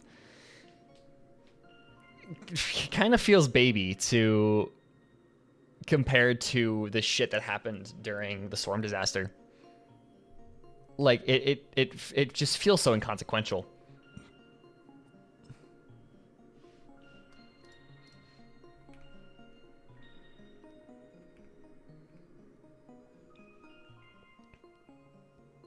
Here's another 3.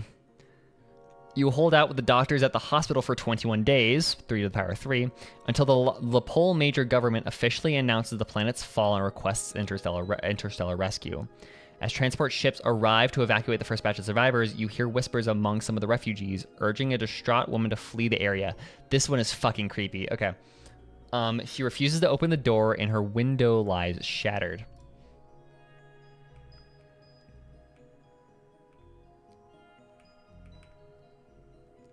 Driven by a sudden urge, you leap through the broken window and give her a good grimace. For her, this will be a better solace than those fools' comforting words.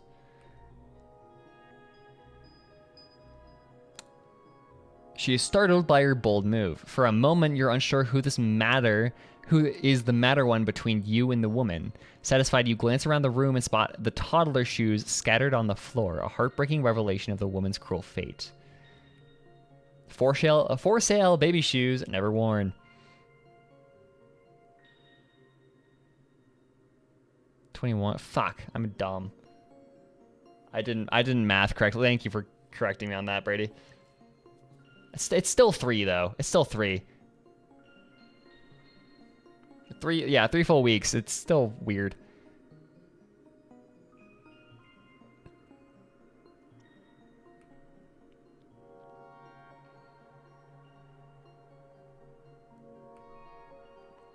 She winces as if her blood has stopped flowing through her veins, then she asks you to leave.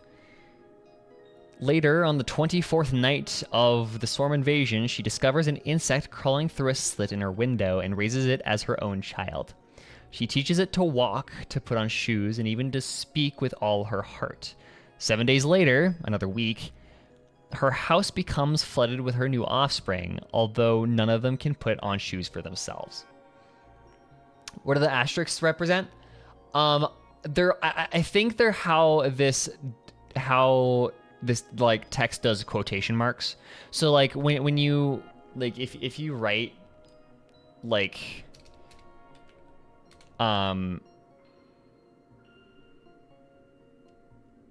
like it's not onomatopoeia, it's not like action, it's like sarcasm or like saying something. So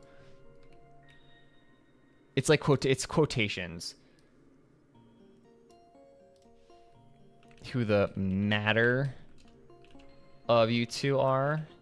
There's one that says the paper gives you a punch, like a metaphorical punch, not an actual punch. That's just but for some reason it uses asterisks like quotation marks. I don't know why it does that.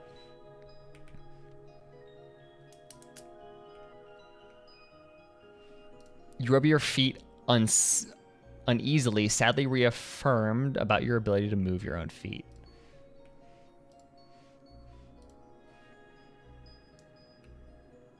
Like scare quotes. Yeah, exactly. I scare quotes. Okay. So this one is fucking weird. And this actually gets revisited in Lepizmat Massacre. This is fucking strange. So I'm starting to think that this one, you're taking the point of view of a bug. I want to say you're taking the view of a bug here.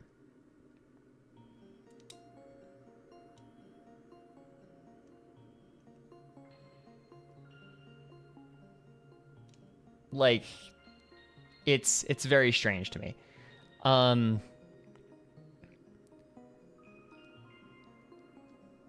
Because, like,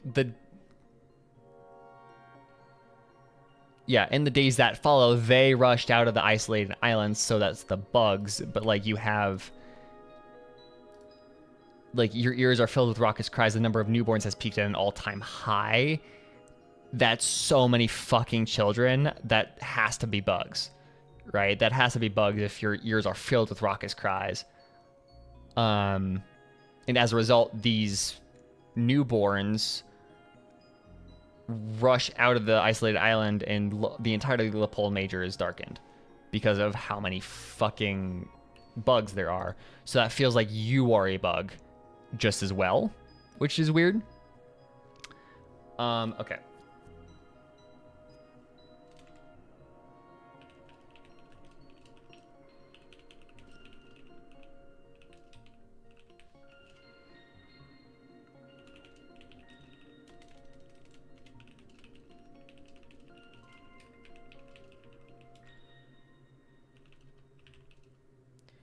Swarm is officially started on Lipole Major. So the people of Lipole Major hold out for 21 days, 3 weeks.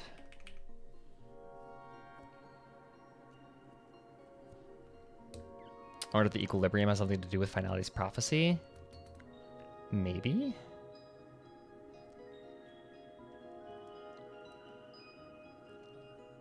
I mean, if they don't, then they're, like, the entire point is... I don't know, yeah, They definitely are, it's just how. Love for 21 days. A distraught woman is refusing to evac. Refuses to open the door, and her window is shattered. So I think the window is shattered implies that the swarm just fucking stole her kid.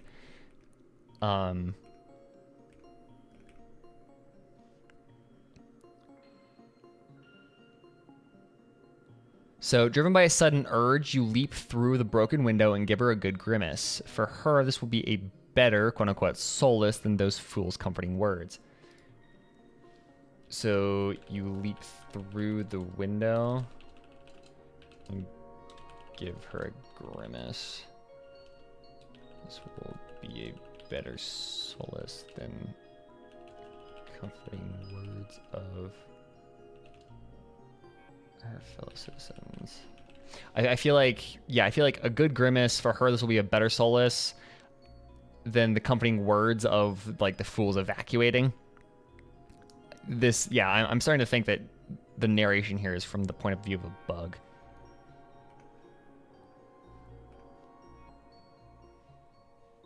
But also as Tazeroth. This is very weird. Or not Tazeroth, Akivili, because you're playing as Akivili.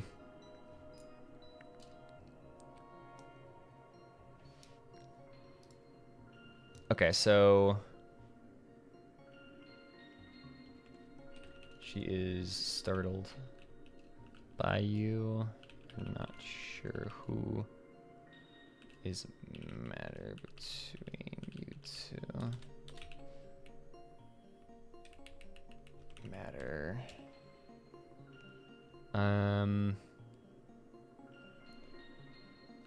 Look around.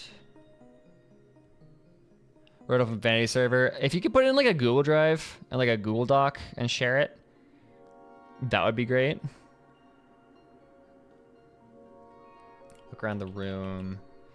And spot toddler shoes scattered around the floor. Tell her about her fate. She must accept. The fate here is interesting.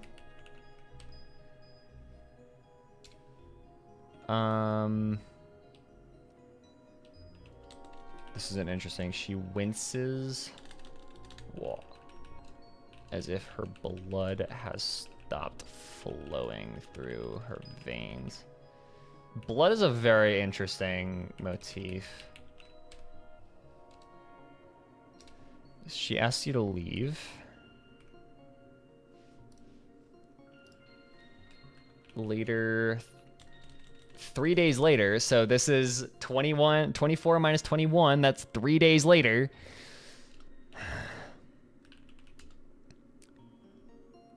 3 days later, 24th night of the Swarm invasion.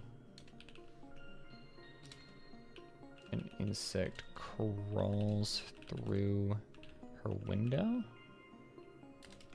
She raises it as her own child out of grief.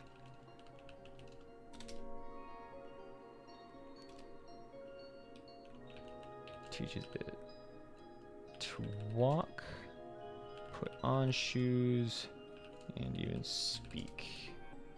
1 week later,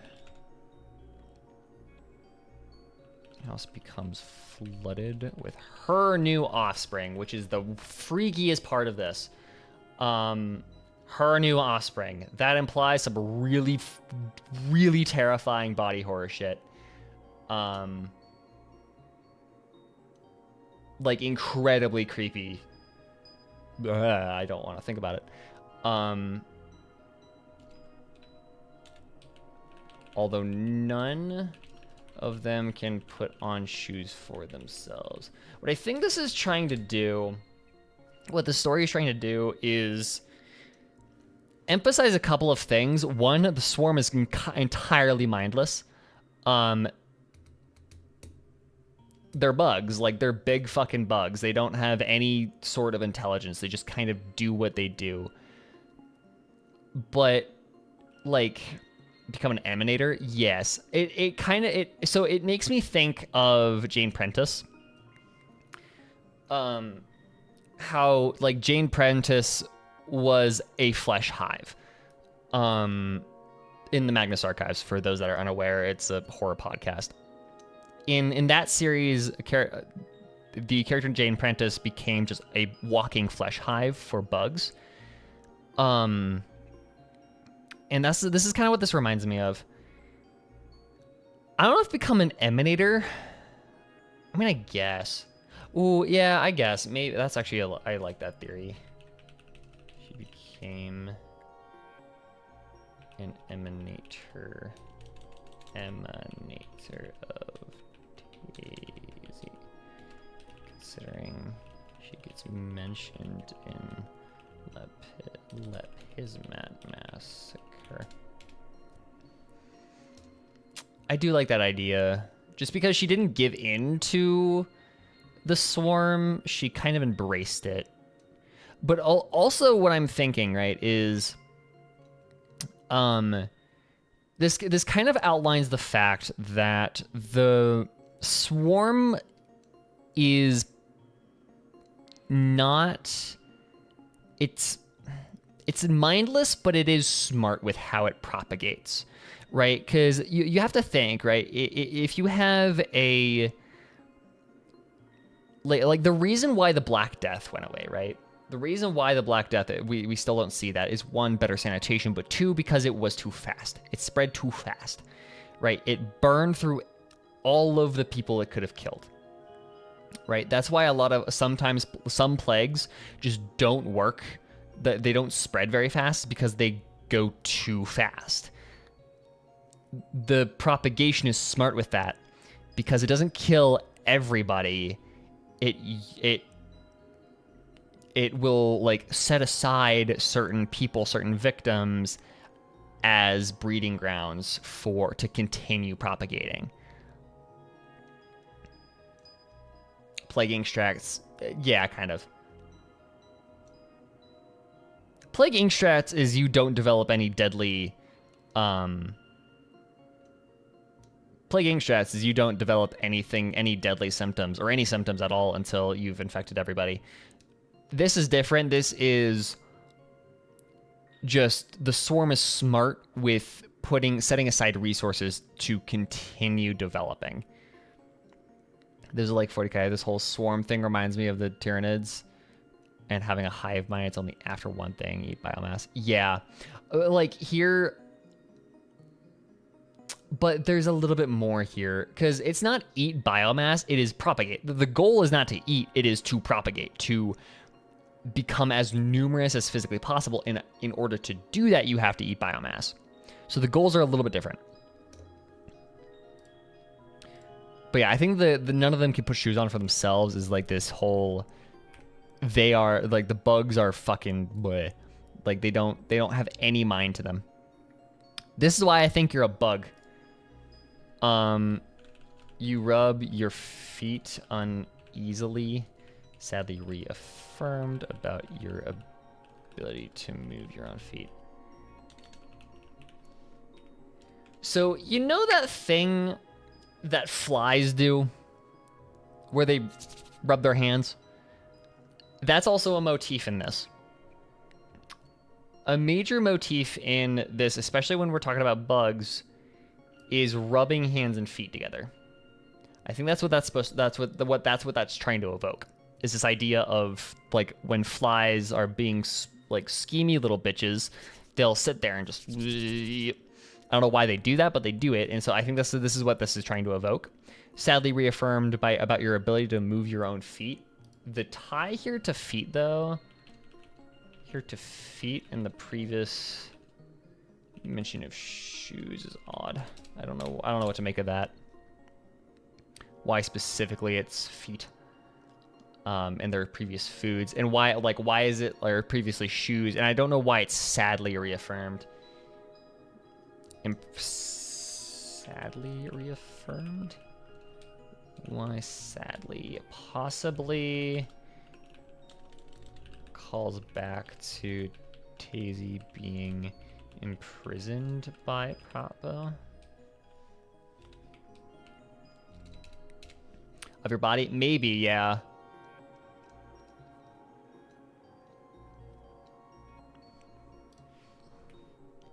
This also kind of implies that even the bugs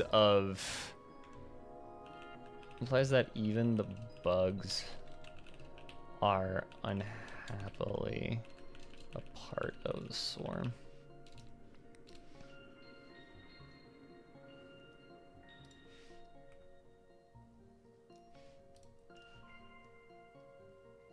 Ooh, where is this?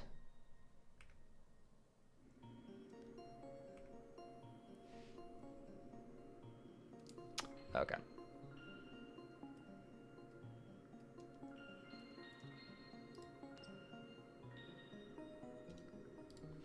This was abundance, I think.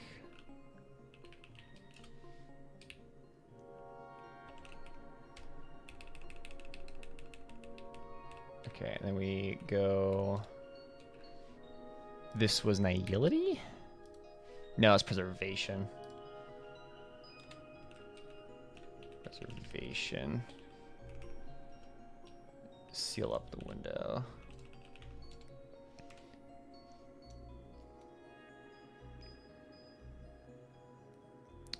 Maybe it's sadly reaffirmed because they can do it at their own will rather than because of the hive mind. Maybe, yeah. That makes sense if it's backwards, if it's like you're able to do that with your feet. That makes sense. Okay.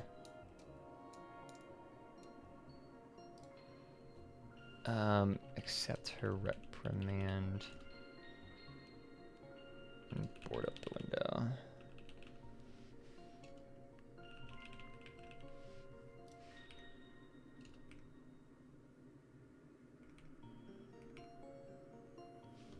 And then the swarm gets there anyways. They're on the secrets. The Nihility just doesn't care. The Nihility never cares because that's just the Nihility. That's what IX does. Nihility sus as hell. Yes, very much yes. Keep an eye out for Vanity's recent or newest video. He's gonna be going into that. Whenever he makes that video, that's what he's working on. Okay, part 6. Leave IX alone? No. Unit. Sand King 6. So we're talking part 6. Amber Universe.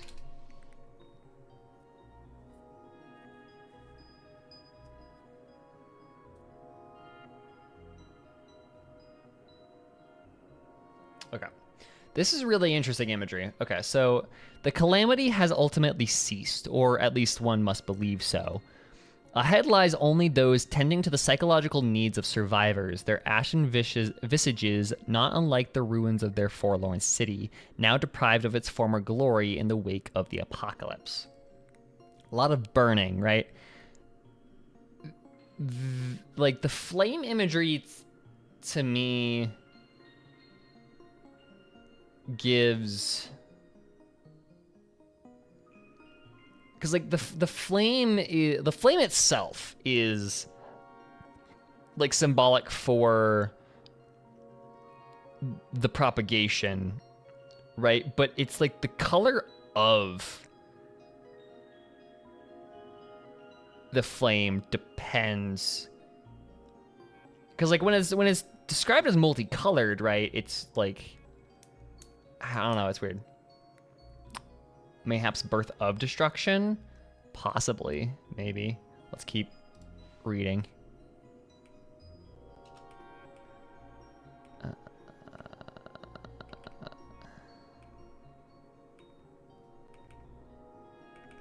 Vanity fucking... Click next. Okay.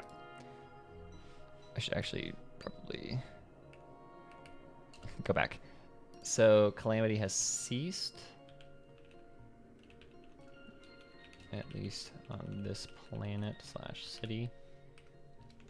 And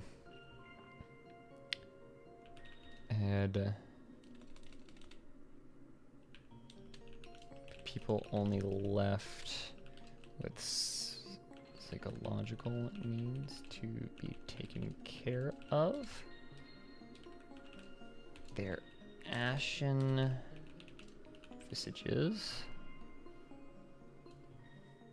Not unlike the ruins of their forlorn city. Okay.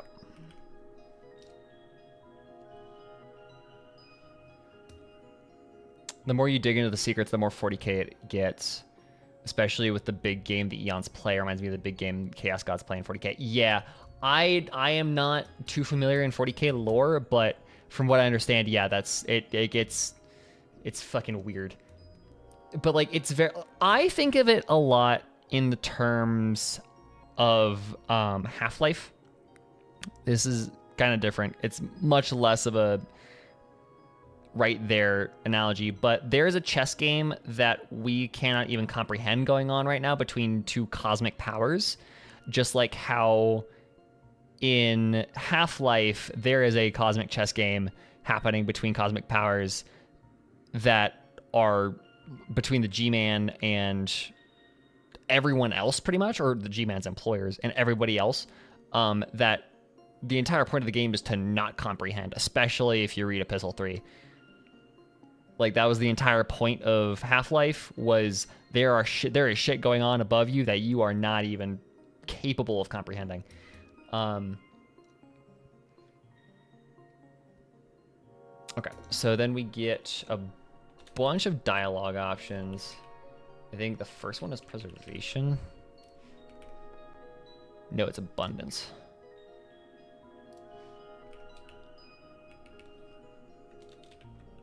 Abundance. Participate in the psych Intervention. It's also very Lovecraftian. Yes, it is incredibly Lovecraftian. I love it.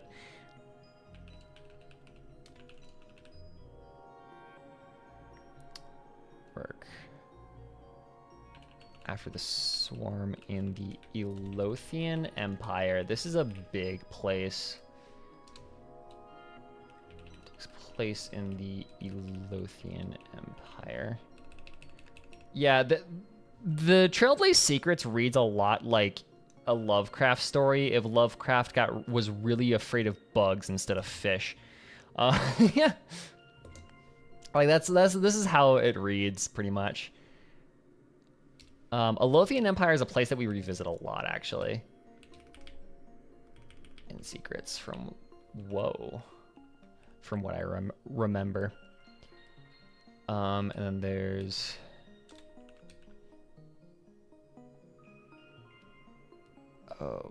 preservation.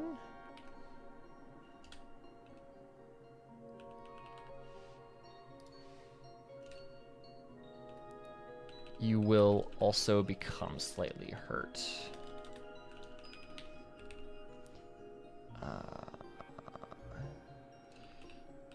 The 14th Emperor. Equivocate. And embellish. Narration itself is just a fancy sensory trick where you can just fucking leave. Okay.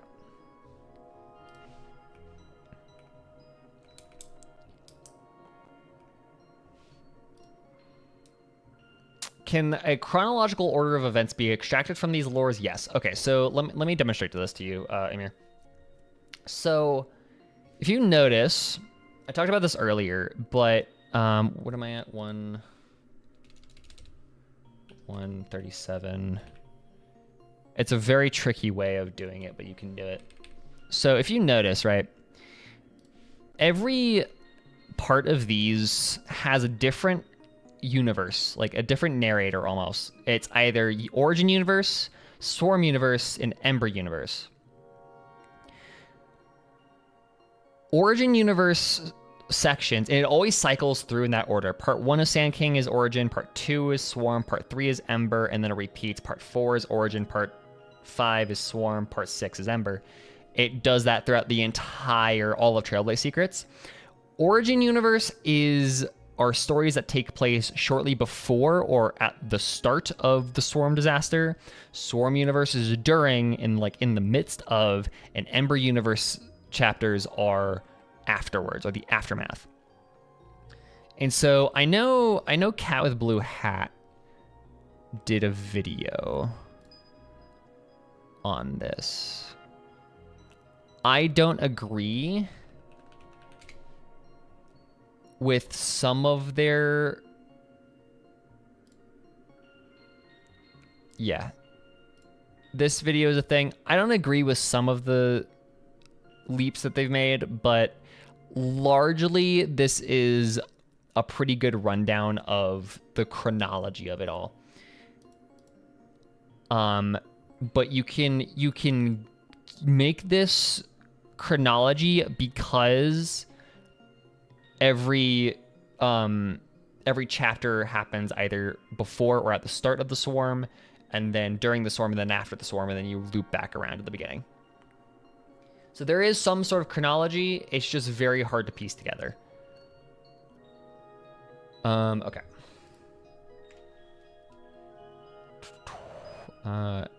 The Psychological Assistance Center of Elothia is seeking temporary helpers. While there will be no payment, the satisfaction of aiding those in need will be rewarding enough. Okay, Elothia is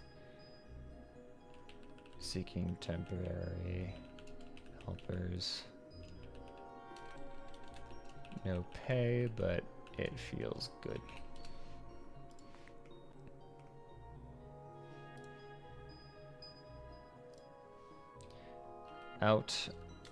This is a very weird line. Out of love, you harden your heart and bury it. That's very strange. Out of love? That's a big ol' Casey moment? Or is this indicating that love is okay now that Tazy is gone?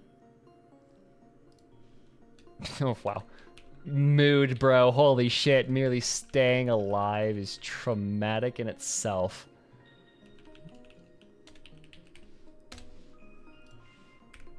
That is some doomer shit right there. Okay.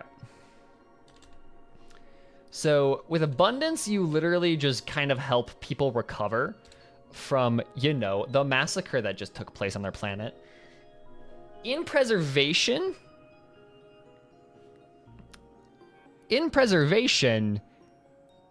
you're talking to the Emperor saying, yeah, this is what happened.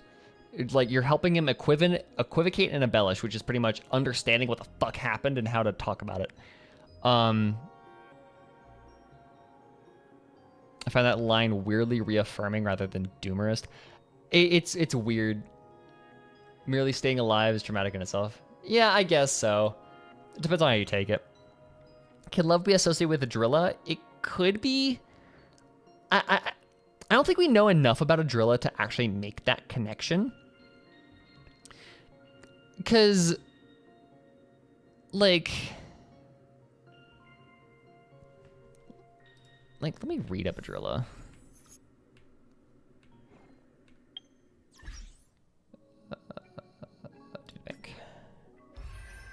Eons. Why are these new? What?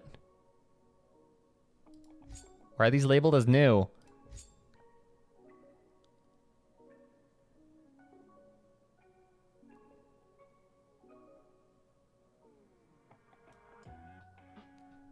This is now I'm reading this. This is very strange. Who is the I here? That's incredible. Yes, she is. They are. There is beauty in a stretch of fabric, in the lines of a poem, and the few notes in a song. Welcome to an era where the idea of beauty is absolutely worthless. How vulgar, how hopeless, how sad. Fashion Guide of the Cosmos chief editor Michelin von Tarantino. Interesting. Adrilla witnessed the ultimate meaning of the world's existence through the ever-changing view of the universe known as to the rest of the concept of beauty. The eon of beauty suddenly vanished one day. It was just as mysterious as when they first appeared. That's all we get about Adrilla. That's so fucking stupid.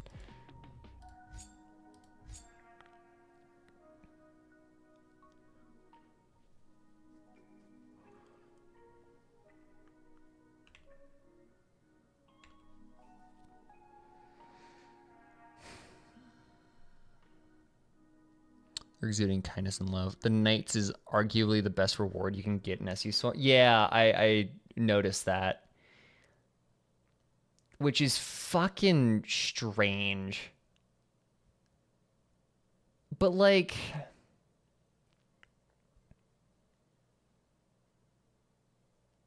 I don't know. You could. If you take the romanticism lens of beauty, like the romantic view of beauty, I guess you could take like love is beautiful, possibly.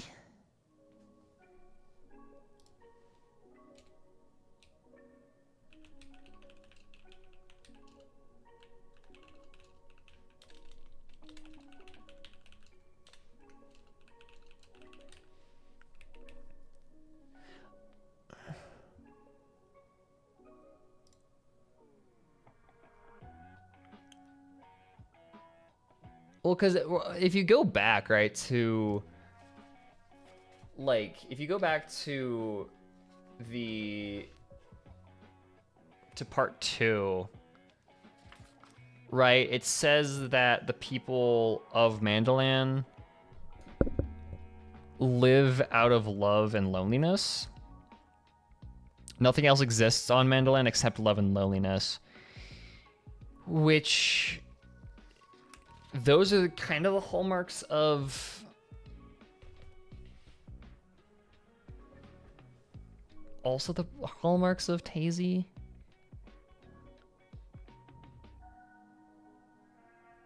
I'm not sure. Well, I'll have to dig into that.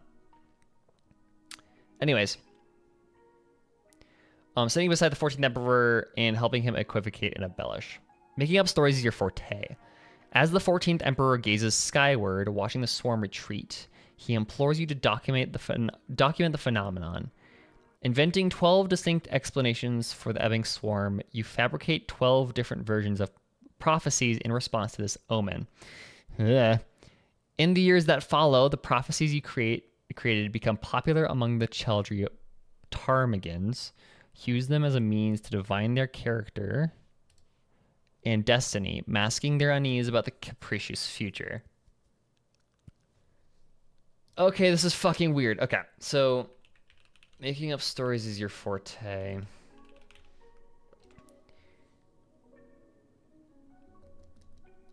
Who would storytelling be? That's an aha thing. Aha. Coded. Also could be Mythis. But it's weird because when you click this path, it's saying that it's preservation, which is fucking wonky. Oh, you know what it could be actually? Hold on.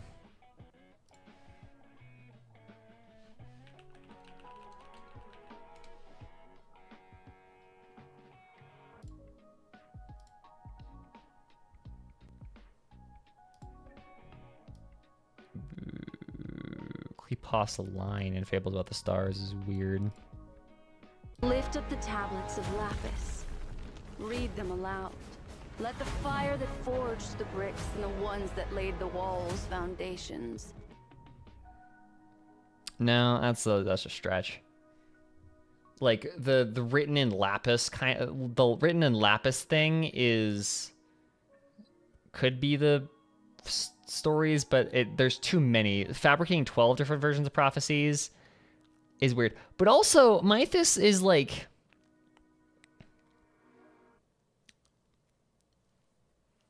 Mythis is just the wrong one. And Mythis doesn't fuck with prophecies, right? This is so finality coded. Okay, so first of all, 3. 12 is a multiple of 3. Dumb. But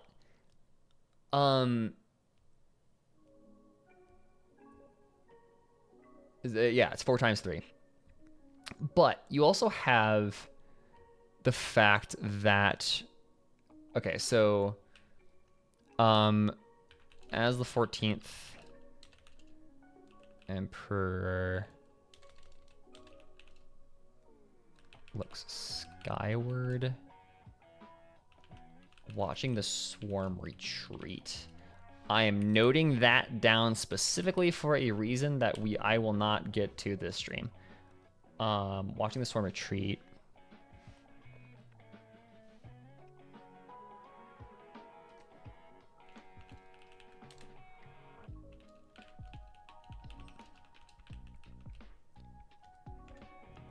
You invent 12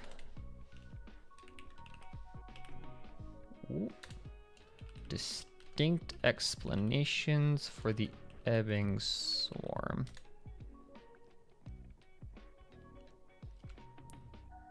In doing so, create 12 different versions of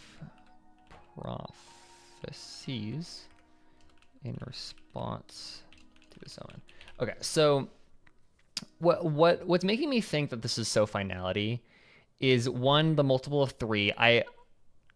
My theory here is that the multiple of 3 is a finality thing. I don't know why, but it just feels like it. Like 3 shows up whenever finality is there, and yeah. There is and then it's the idea of prophecies, creating prophecies, which is what finality does. Finality's subniliquy are prophecies that people try and carry out. That's what the Omen Vanguard describes it as, I think. Terminus doesn't exist in here. Never mind. For some reason, I thought Terminus was in the archives. Trendy Ptarmigan. Is this a word? Bird. Partridge-like grouse of cold regions. The rock ptarmigan is a medium-sized game bird in the grouse family, simply known as the ptarmigan in the UK. It's an official bird for the Canadian territory and Nunavut. And a geekic. That's an Inuktitut word, isn't it? That's an Inuktitut word. Oh my god, that's cool. Okay. Ooh, this is sweet. So, rock ptarmigan. Trendy ptarmigan. It's a type of bird that's found in Nunavut, where it is known as this, which is an Inuktitut word. And guess what language Nanook's name comes from? Fucking Inuktitut. That is so sweet.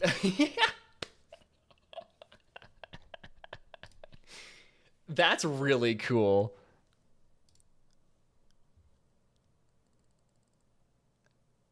Okay. Meaning harefoot. Feathered legs. Species name Muza comes from Neo-Latin, means mute, referring to simple croaking songs of the male. The word ptarmigan comes from Scottish Gaelic, meaning croaker. The silent initial P was added in 1684 through the influence of Greek.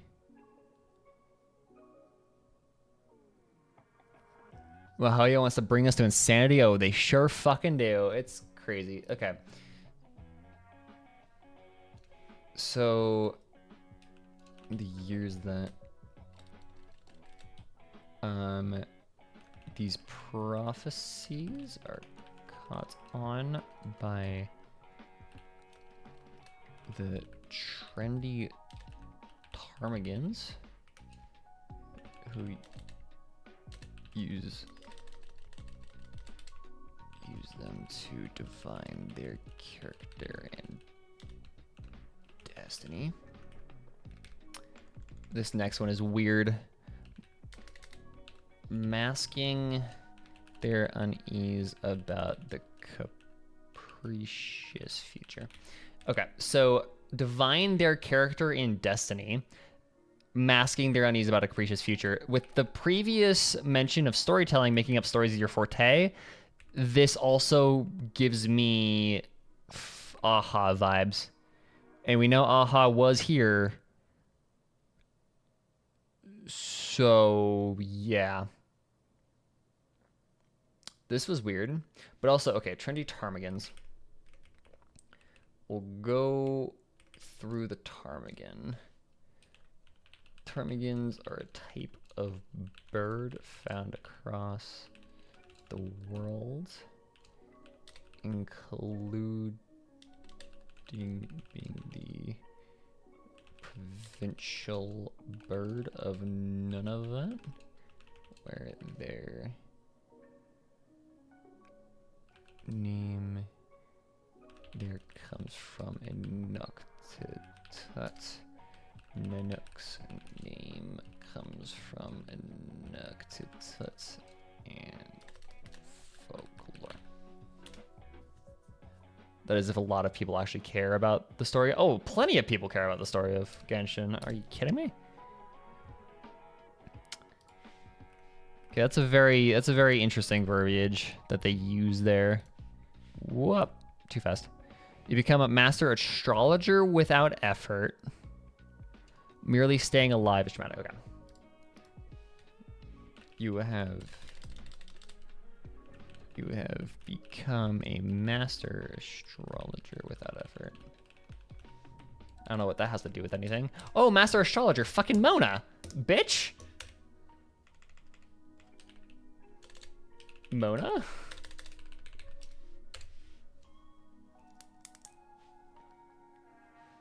Things would be easier if we know what the finality wants. I mean, we can probably guess. The problem is, like, we can make a strong guess, but whatever guesses we make, their wants align incredibly heavily with, like, the like Terminus's, the idea of the finality reads a lot like what Destruction is trying to do. Like, if it seems like they would kind of be the same thing, if anything, but who fucking knows?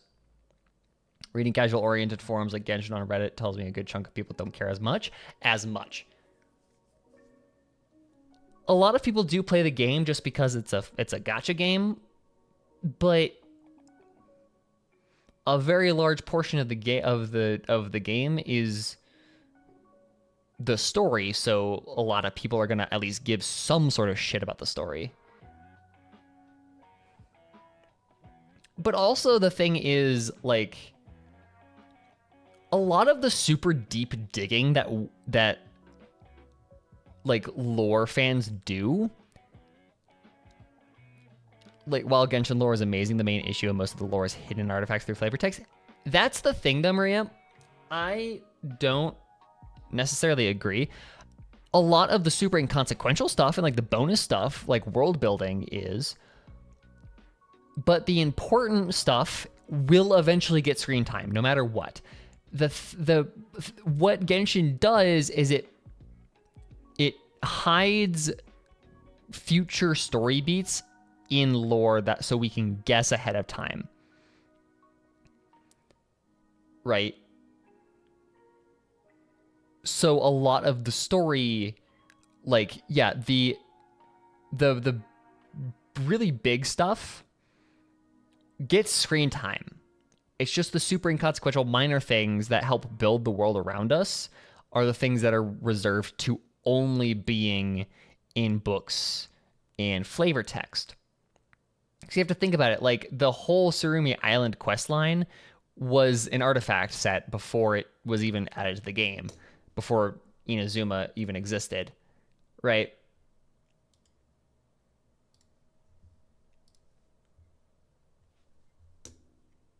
Many hated Aranara quest. Well, there are other reasons with why Aranara was dumb.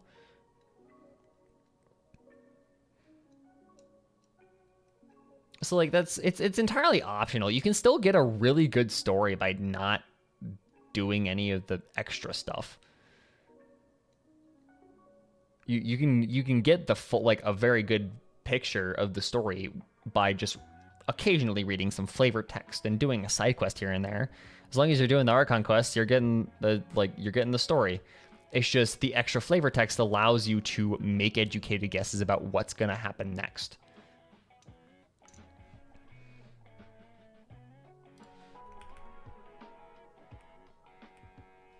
Okay, part 7. This one is interesting to me.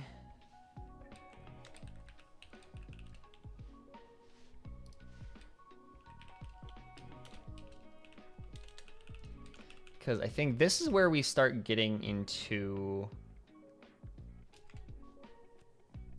the bounty hunter bullshit.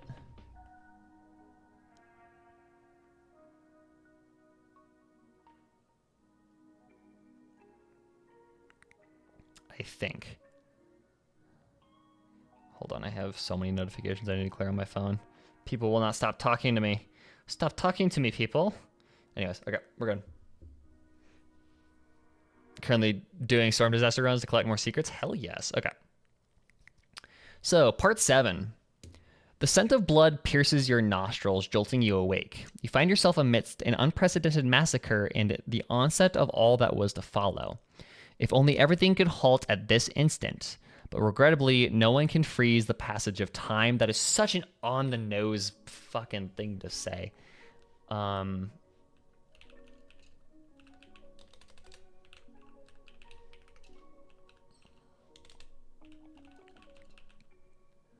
Nostrils jolting you awake. While sleeping equals finality.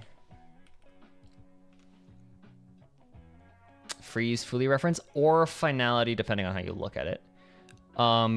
Blood piercing your nostrils. Blood is a thing. Blood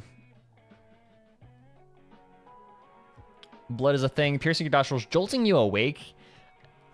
I know that's probably just a narrative device, but I can't not make me think of finality.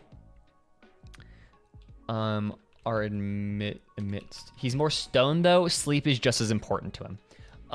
Because you have to remember, eons can have multiple symbols representing them.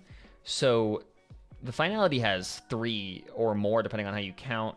The big ones that I care about is sleep, stone, and backwards motion. The databank fully has a ton of connections at time. Do they actually?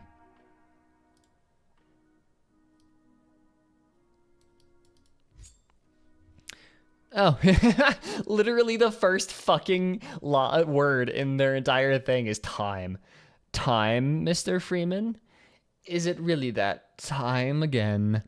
Time, the hardest working thief in the world. It keeps stealing away our present from us and tossing it away in a warehouse named memory. Some are addicted to recuperating their losses. Others care not in the slightest. The purest memory in existence is the most tolerant. It records everything without disgust or preference. It selflessly preserves every fact and every enchanting gesture. It is a river formed from continuous life, a treasure built up out of eternal wisdom. Fuli is the fish that swims back upstream. Fuli is the key to this treasure vault. They sit in the center of the sanctuary, silently watching as the world tirelessly repeats the same mistakes over and again. That's some samsara shit right there. Strong connection between finality and remembrance. Okay, now here's my thinking.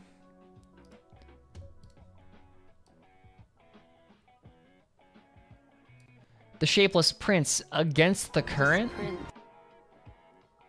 This is referring to finality, right? Against the current. Fuli is the fish that swims back upstream. Against the current.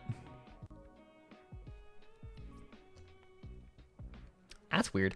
2 eons that know everything that happened. 1 eon knows everything that has happened before. 1 eon knows everything that will happen. But you also have to keep in mind that a big thing is memory is fallible. This game likes to run that into the ground. Think of Branya. Memory is not perfect. Finality maybe did a Tazi and separated from Fuli.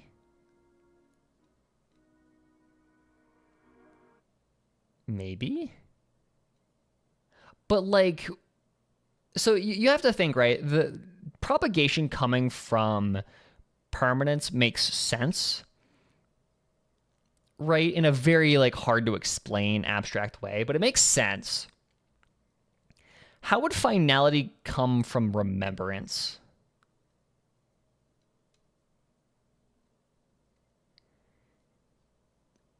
Because like remembrance is about like preparing, like having a seed vault for the end of the world, right? But these seeds are actually just memories.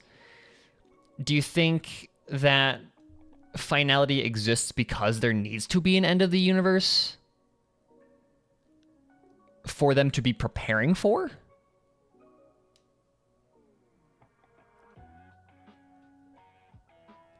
I feel like they're more 2 sides of the same coin, right? One can't exist without the other.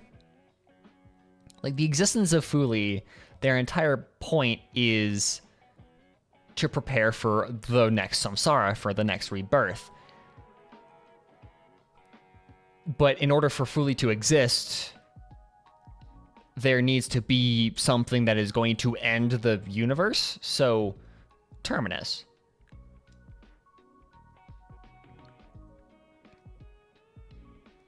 And that too, what you said, yeah. And to me, it almost seems like Terminus seeks for the end of the universe, or the end to reset everything. To me, like, destruction is more just pruning. It almost feels like destruction is a force that acts as something that prunes, which is what the Honkai is. Fuli is my favorite Archon. Fuli is interesting.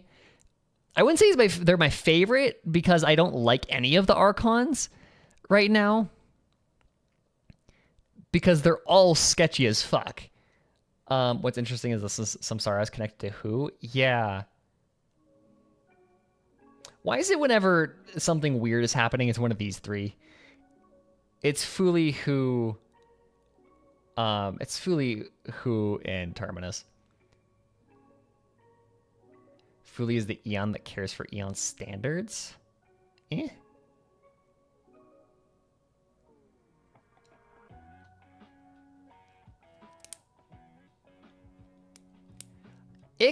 Like, IX sometimes is there, right? Like, IX sometimes is weird, but not always. It's always Fuli, who, and Terminus that kind of work hand in hand. Like, I'm trying to think, because I honestly think that Fuli, who, and Terminus might be the three, right?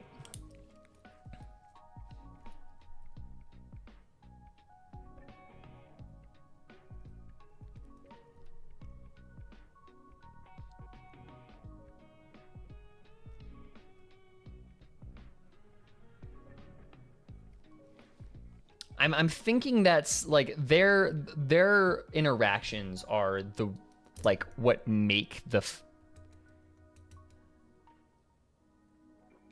Oh, okay. Here's the thing, Alex. Right? Remember when you were saying you thought the trio was birth, life, and death?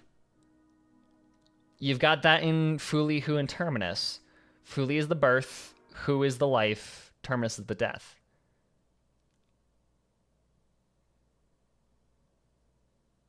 The three that make the HSR verse tick. Yeah, exactly.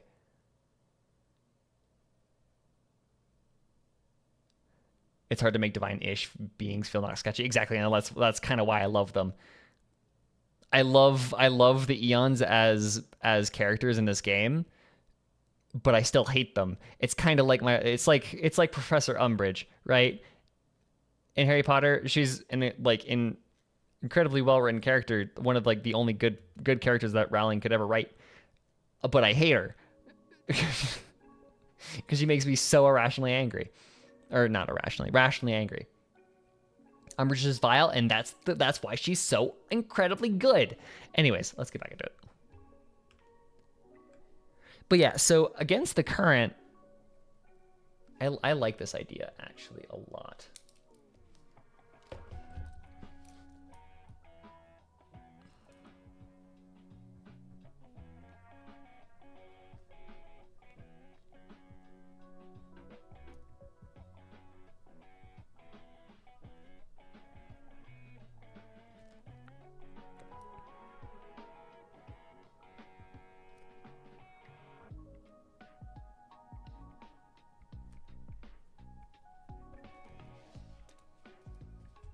I'm so happy that I never liked Harry Potter. I lost nothing. Yeah, no, you didn't. You didn't lose anything. There are a couple of okay moments, but then largely it's just like there's nothing wrong with liking Harry Potter. It was a cultural phenomenon. It hit a lot of people at the right time. It was the right thing to hit at the right time, but I just, by all intents and purposes, it was not great. Like going back and looking at it without rose-tinted goggles, it's not good.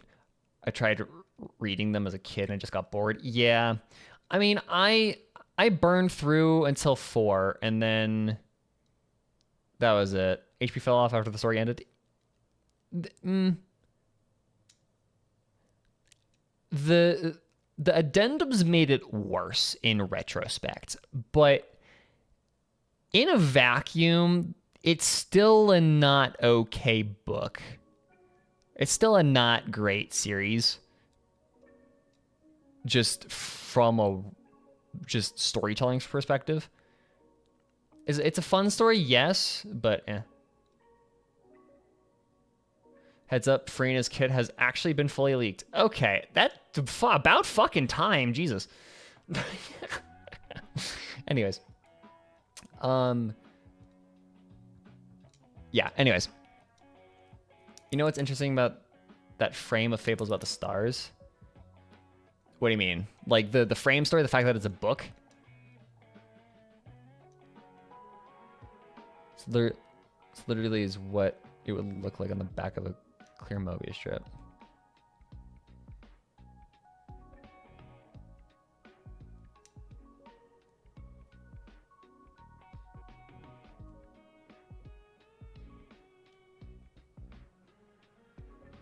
What do you mean? I'm not following, Alex.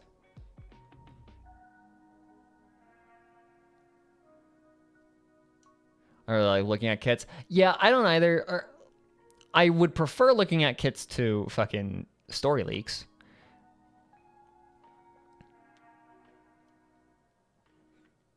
Name cards and banners. Okay.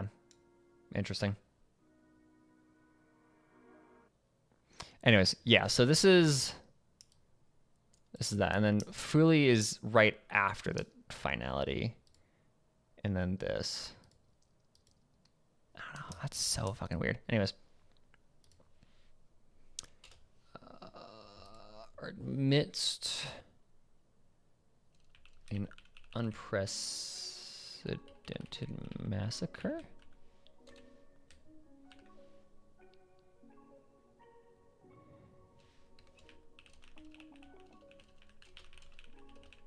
So the onset of all that would follow here is referring to the swarm disaster.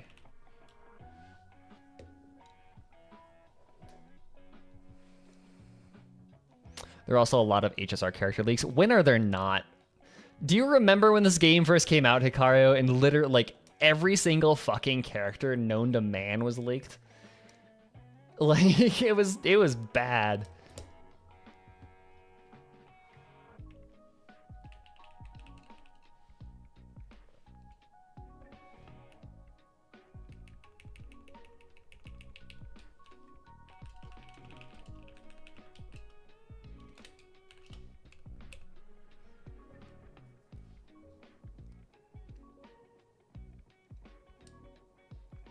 I avoid story and exploration leaks like the plague, but I have no issues with banner leaks, and sometimes it's good to plan ahead.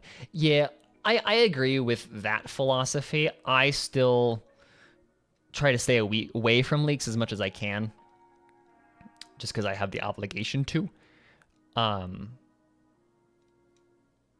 yeah, I fully agree with that. It's nice to be able to plan ahead a little bit further. Wait till you see Farina's banner leaks, bruh. Bruh. Yeah, I don't know. We'll see. Scent of blood pierces your nostrils.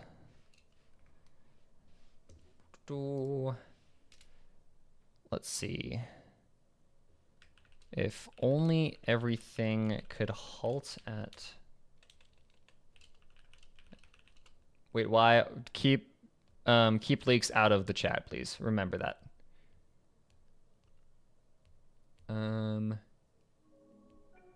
This instant,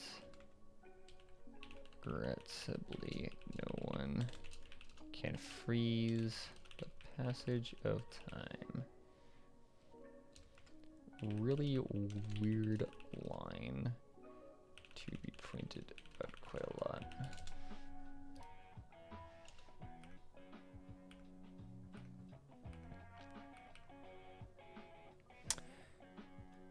Okay, you caress the Eladicting army insignia affixed to your chest. Your regiment has just erupted into conflict with bounty hunters, and yes, you know well that you are in Lepusmat, for where else could you be surrounded by countless sandworms? Okay. place on Lepizmat.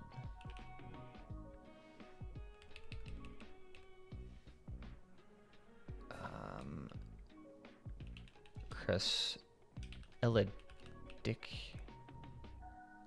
Dicnin Army insignia.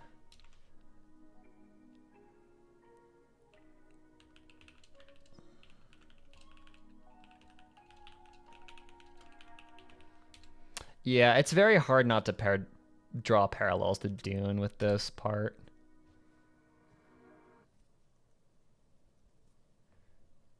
Surrounded by countless sandworms.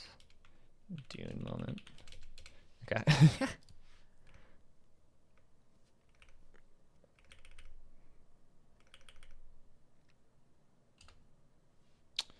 You discern that certain insects are being utilized by the army as weapons due to their self-replication features. Some insects are reproducing on the battlefield like a legion that regenerates infinitely, while some colossal insects are purging the surface of all hostile entities. Some insects are being used by the Eladicnan army as weapons. Their self-replication features provide advantage. Some bugs.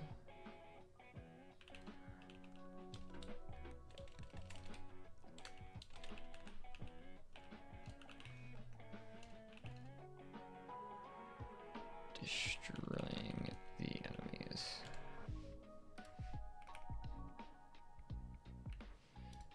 We do this. So we get 2 choices.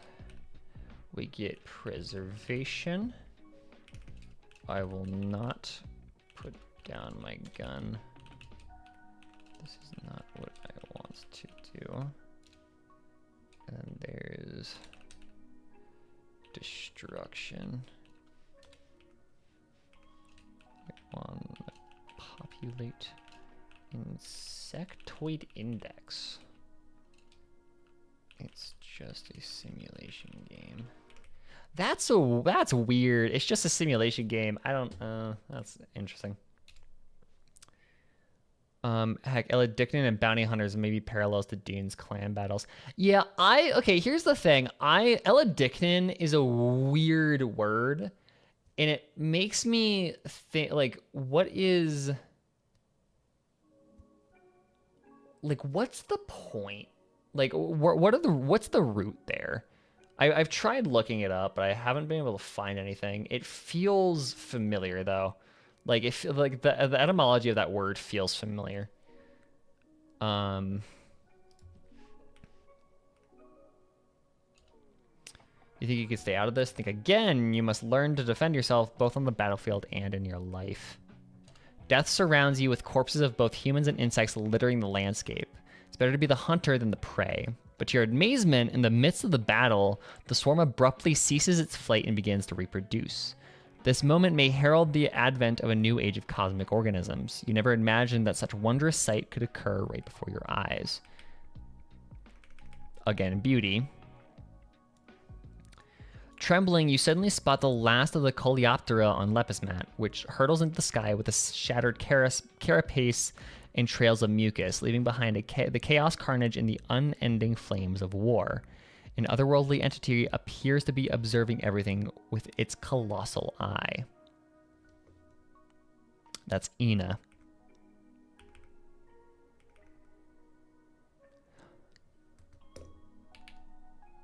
Okay, that's really strange.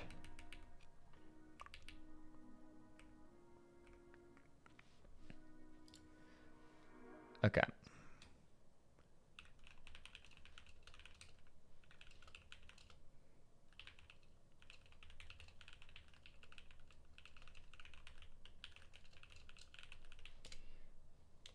Okay, and then only thing I will say is text. I mean, she's an Archon.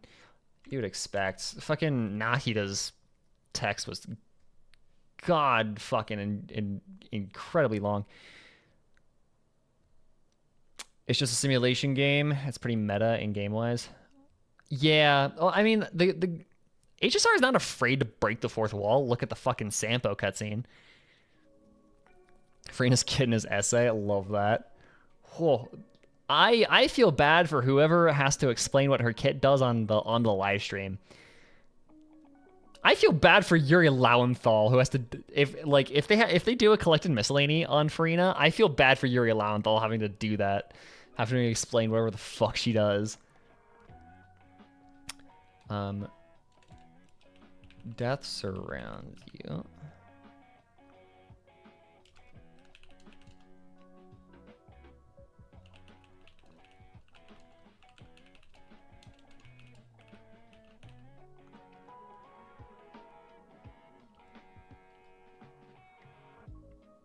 The TLDR is simple. It's just overly complicated in text form. I've always found Genshin does a very poor job of explaining what the fuck their characters do.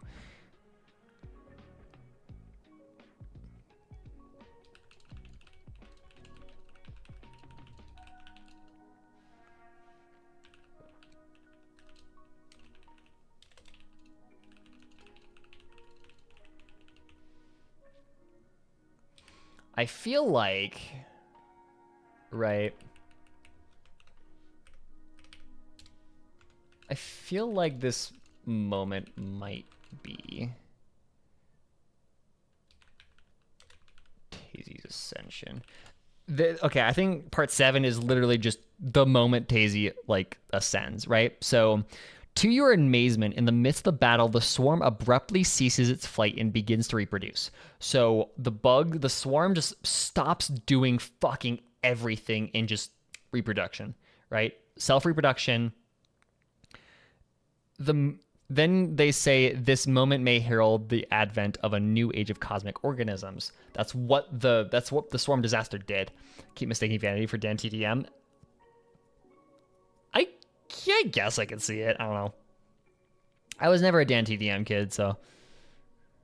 You never imagined that such a wondrous sight could occur right before your eyes. Yeah, propagation went full overdrive, and I think that happened because you have to remember that on Lepasmat, these swarms existed before Tazeroth ascended, but when Tazeroth ascended, that brought everything galactic. Like, that brought the swarm, that made the swarm into a path, giving them way more power. Right? So Tazeroth Ascension gave them the path of propagation to abide by. And then, yeah. I don't have this problem because there's a billion. He is a Minecraft YouTuber. He was huge back in the 2010s when the Minecraft boom was happening. So, yeah, he was huge back when like I was the target audience of Minecraft YouTube. He does a lot of variety. I think he does, yeah. Does he also have like a fucking kid now? Which is crazy.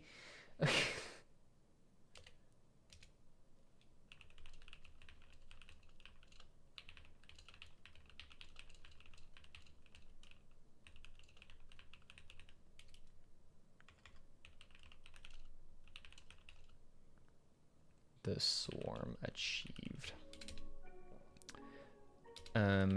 You never imagined that such a wondrous sight could occur right before your eyes. What's interesting is Tazy's ascension, both like in literal and allegorical retellings, is always described as wondrous or beautiful.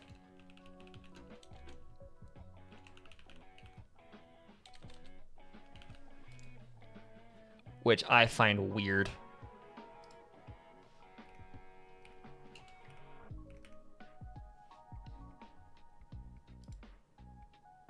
Because like when Tazeroth ascended to the to the seat of Eonhood, they literally just fucking floated off of Lepus Mat.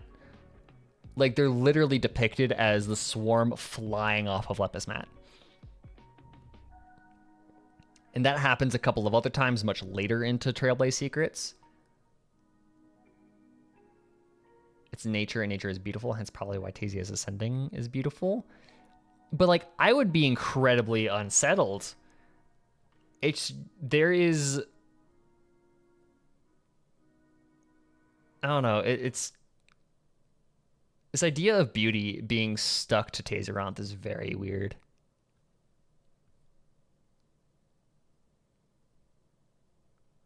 Tazia Ascending may be beautiful, but it's ugly as fuck. Stupid bug horror. Yeah, I hate bug horror. It's ugh. I don't like bug horror. Bug horror is very gross. So Coleoptera is fancy science word for beetle.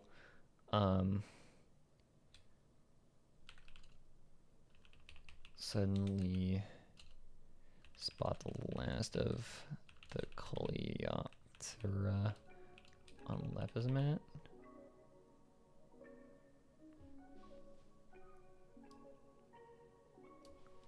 The insects on Lepus Mat hurtling into the sky.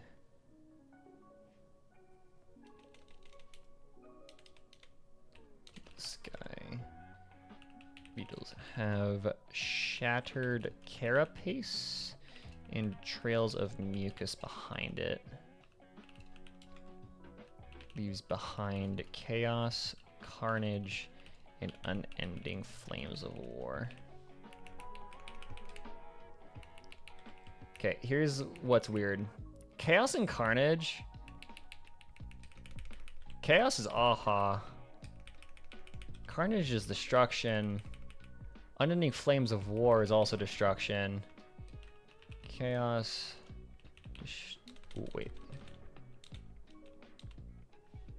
Implies.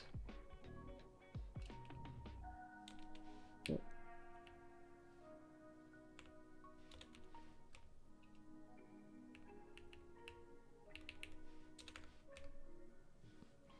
Chaos implies aha.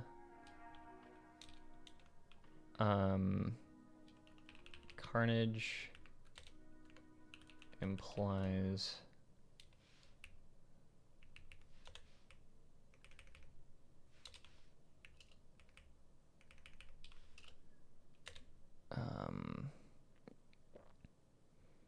carnage implies destruction. Minuk.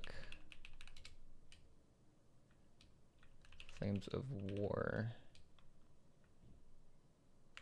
imply Nanook. Why did that not work? Implies.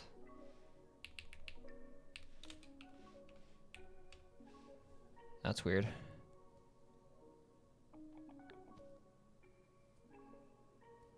Tazeranth has 8 legs and 6 wings. Yeah, I fucking hate it. I hate Tazeranth so much. But they're also so fascinating in such a morbid way.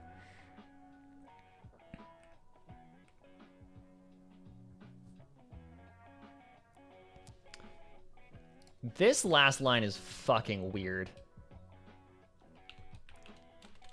Quote, an otherworldly entity appears to be observing everything with its colossal eye. Ina? So, Ina the Order.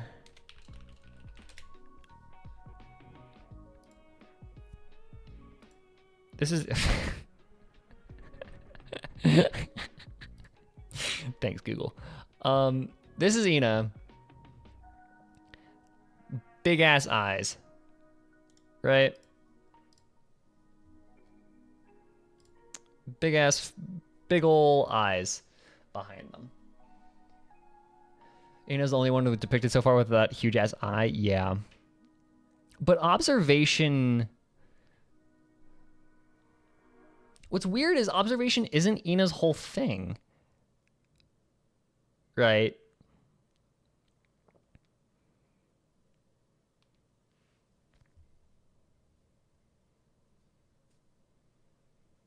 Remember like 40 minutes ago and we were reading wiki articles about birds? Yeah, I love that. That's still up here. To be fair, stabilizing orders her whole thing. Exactly. But like, I don't know why eyes are her whole...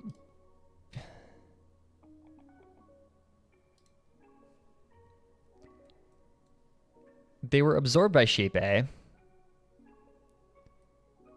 This is outdated. It wasn't because of the colliding paths. That was just misinformation fed to us by Kafka. That's different now.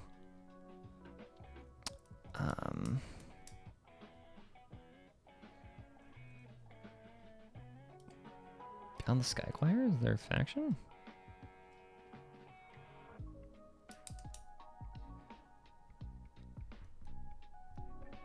To maintain order, they need to see disorder. Oh, I guess it makes sense that literally right before it was saying chaos, carnage, and the unending flames of war. So Ina is watching chaos descend, and Ina was a big player in destroying Tazeranth or sealing Tazeranth or whatever. Remember that the major players in those that killed Tazi were Akivili, Hu, Ina, Aha, Sheepe, and Kleepoth.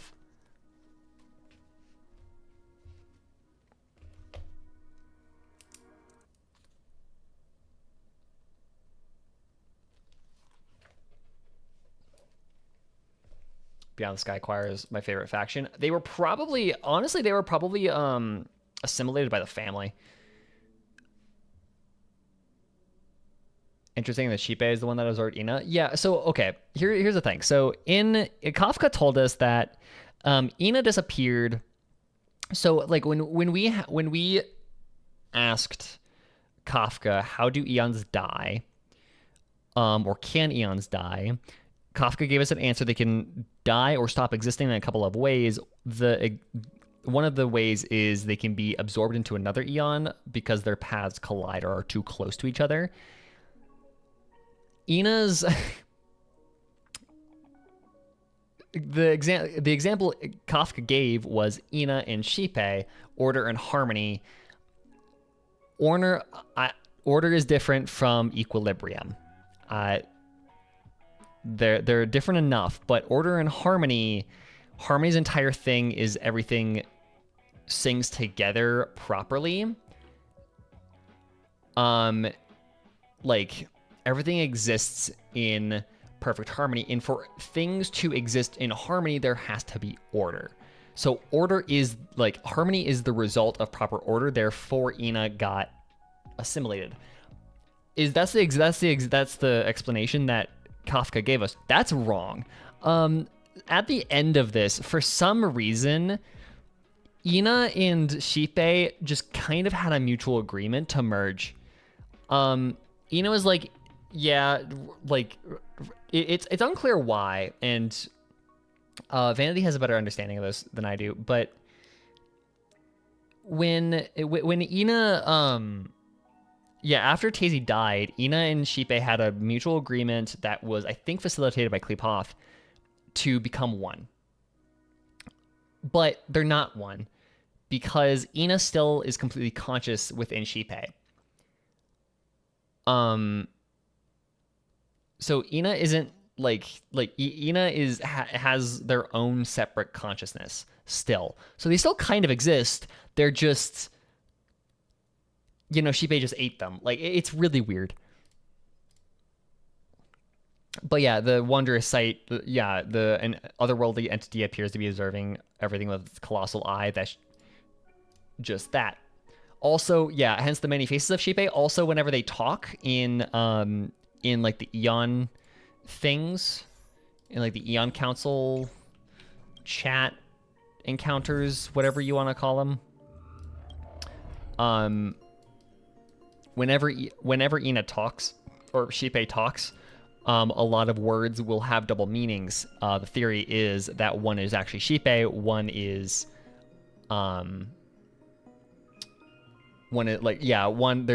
there's two things. If you ever played Control, whenever the prism talks to you, whenever the upside down pyramid talks to you, They're like certain words will just be synonyms with slightly different meanings, like denoted with a slash. Shipe does that a lot, and the theory is one word is Shipe, the blue text is Shipe, the red is Ina, or vice versa, depending on what you think is what. Okay.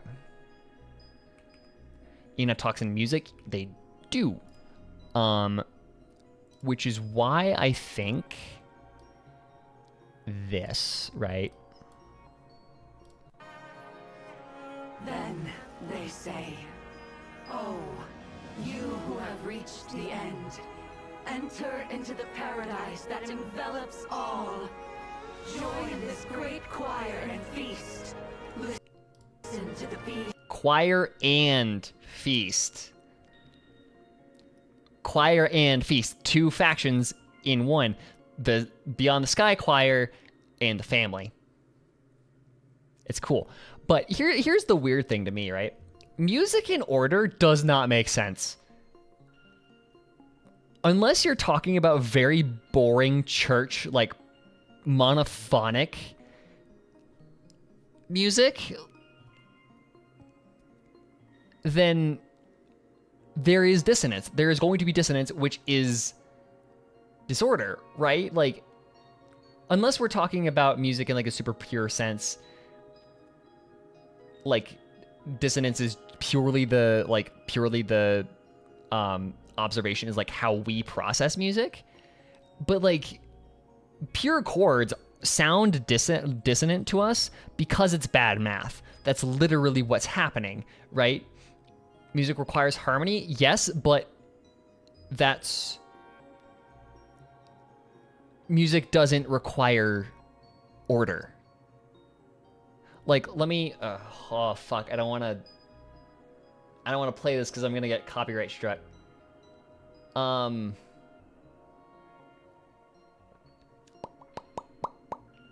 There's a song.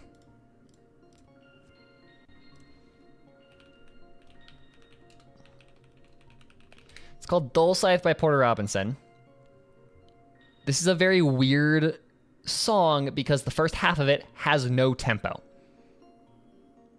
Right? I like Dull Scythe, like stuff like this, IDM,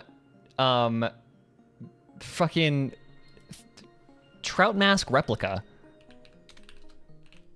All music that their entire point of it is to not have order. Is to be complete chaos, but in a, like, kind of. So the fact that they chose music to be Porter Robinson as an anime composer, you should listen to his most recent album because it's not that anymore. He is very... His music is much more emotional and, like, I don't know, yeah.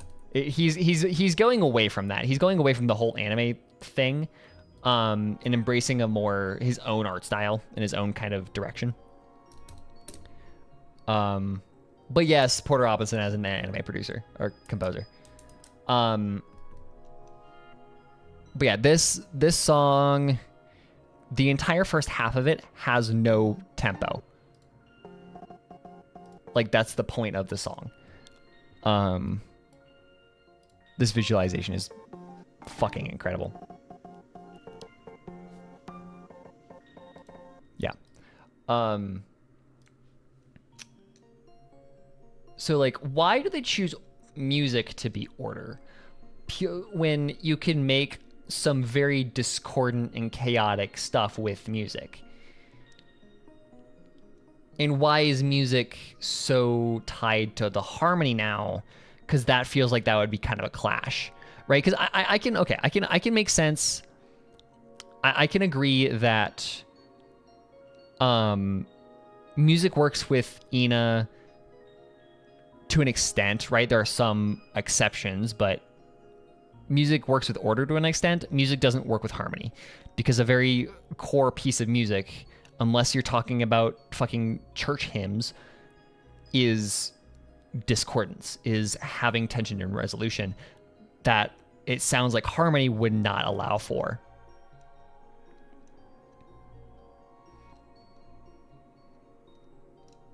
4 minutes 20, 424. Oh, it's a John Cage. I think it's 422.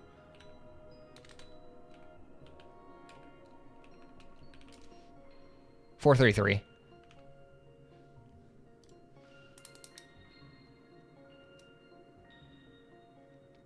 Similar, but not generally. Yeah, it's weird to me.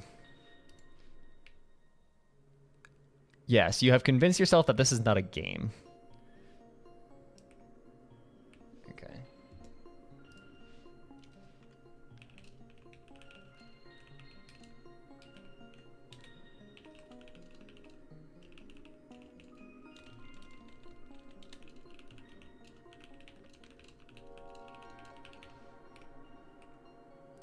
So the entire point of John Cage of 4 minutes 33 is the concept that the music is the audience, is the silence, like the sounds and shuffling and the ambience of the theater and the coughs and all that.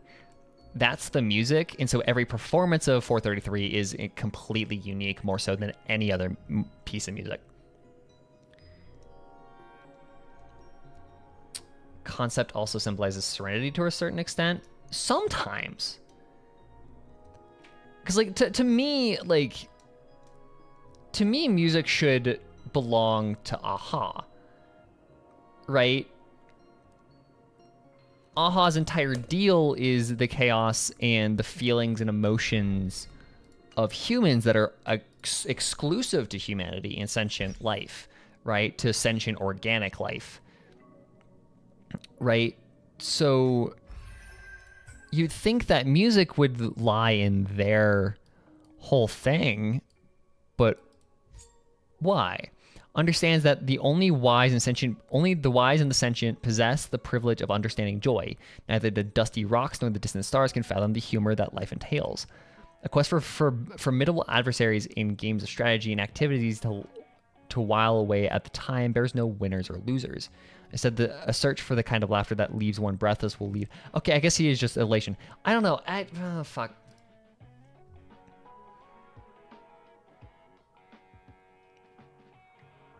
I think it's how any art can be very orderly to extremely chaotic. Yeah.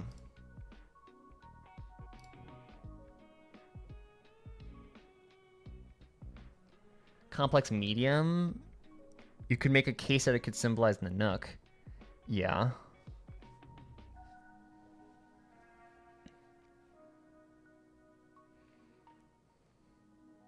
I guess.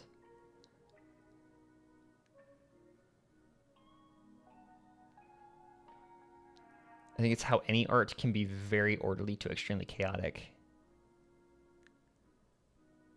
I don't know. That's really weird to me. That's very strange to me.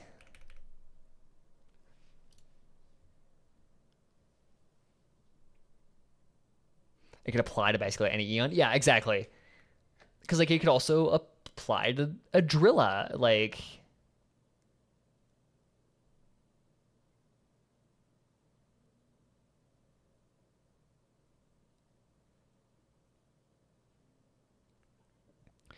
To tangent, the followers of Aha are the most active in the game right now. Like Sampo and that NPC trolling the abundance, freeing animals all over the place. I counter the destruction, but yes, I get where you're going at. It's weird that it's weird that they're there. It's weird that Aha is so present as much as they are, because they're like weird. They really shouldn't be.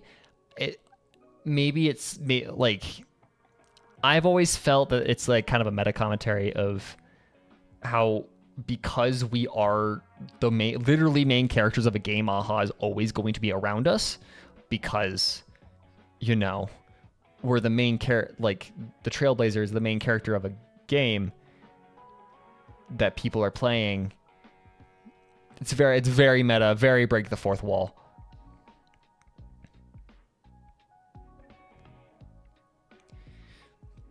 Thing I find interesting is why they combined in the first place, because harmony isn't always orderly and order isn't always harmonious.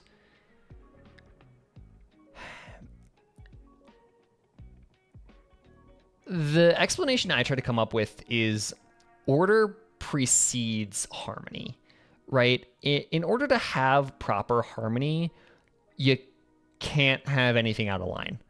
Everything has to be going the exact way. You have to be correct. Like you have everything has to be in the proper order in order for there to be harmony. You can't have one person singing out of tune, right? That's the only explanation I can have. Aha, the MC is the most amusing of them all. Exactly, and that's, yeah, aha is terrifying.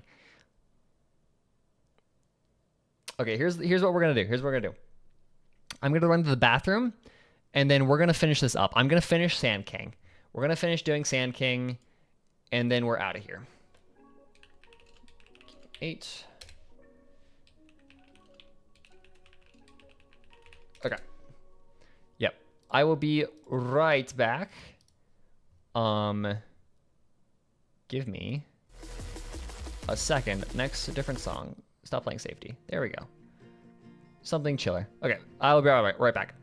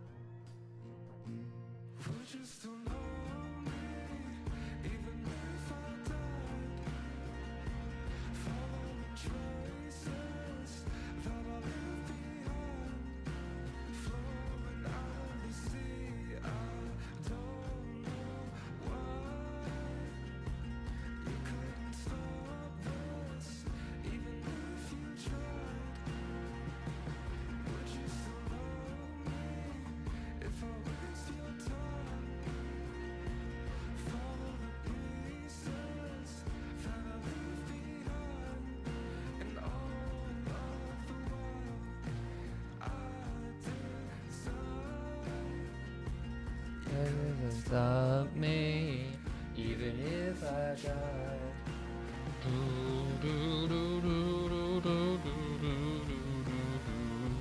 Anyways,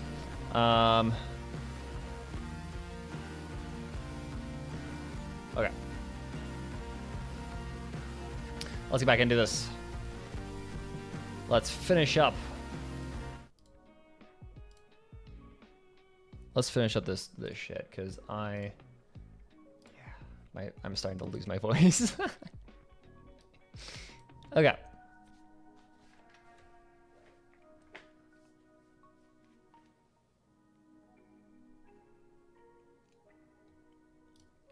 Okay. So a vast swarm of locusts is once again pursuing you. Their buzzing wings produce such a cacophony that it causes you a headache. You slam the door and barricade them outside. You must find some solace, so you take out your treasured pocket watch and tenderly fondle it to stimulate your senses. Pocket watch, time, big thing. Okay.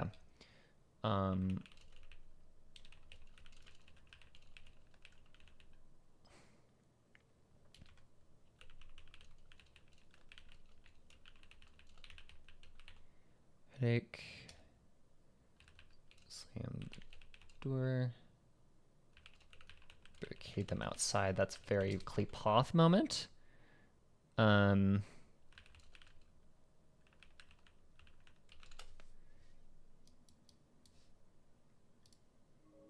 That.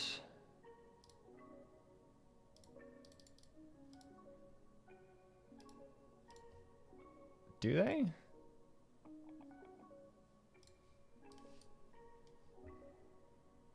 I feel like that's...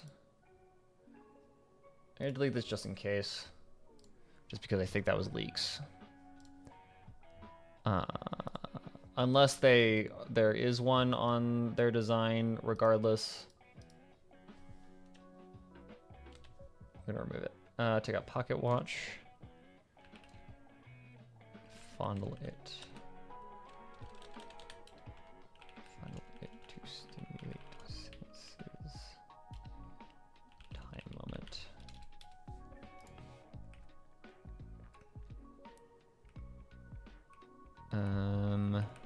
Next one. In the eye of others, you appear to be fondling and indulging in your pocket watch, but you alone know that the distress records frequencies have been inscribed as Morse code and are noted via the minute movement in the watch hands. What? I forget that. I completely forgot about this part.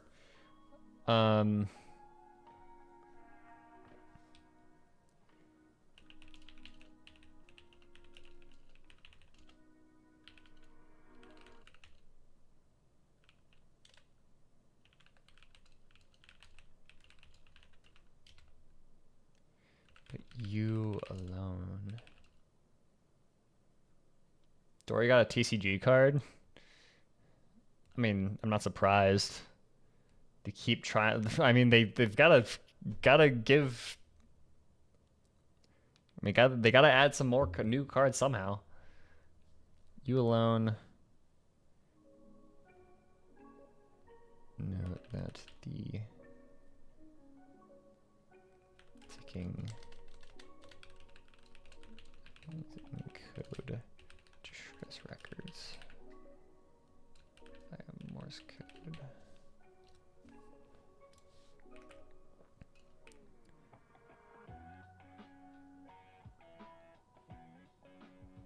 You believe that once you survive this catastrophe, this piece of scrap metal will become priceless.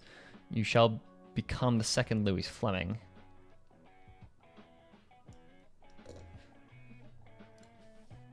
Once this is all over, the pocket watch will become priceless.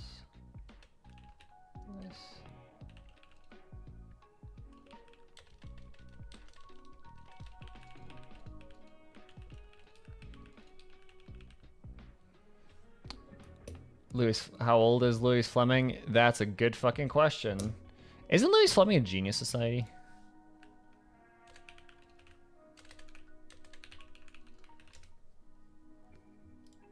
No, International Peace Corporation, never mind. Who fucking knows how old Louis Fleming is? Oh, no, you know what it is? Hikaru, because the IPC has been around for a really fucking long time. He's probably not alive. He's just a very famous name. Right? You'll become the second Louis Fleming, just like somebody might say you become the next Rockefeller or something along those lines. It's just another word for very rich.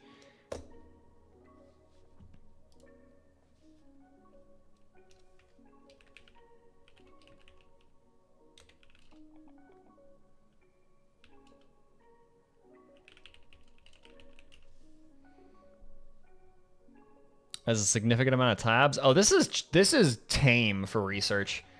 Luna, you have no idea. This is a tame number of tabs for research.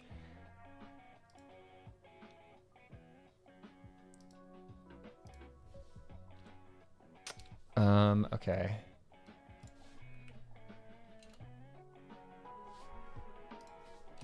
So we get a preservation. Let me hear its voice. I want to fast track my progress towards financial freedom. And then there's destruction. Break it. There's pain shall never become my solace. That's interesting compared. Depending on if you read destructions councils in Storm Disaster, like destructions encounters in Storm Disaster, that's very interesting. Because like there's something about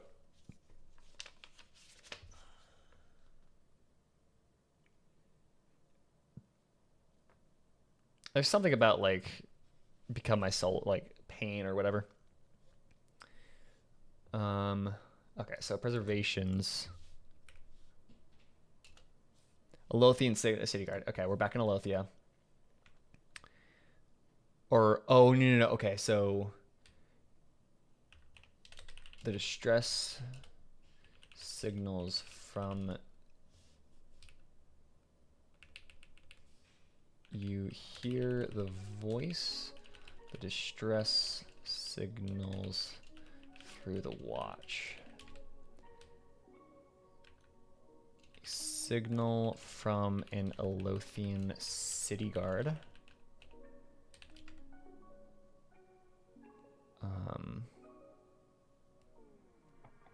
Oh shit. Okay, this is cool.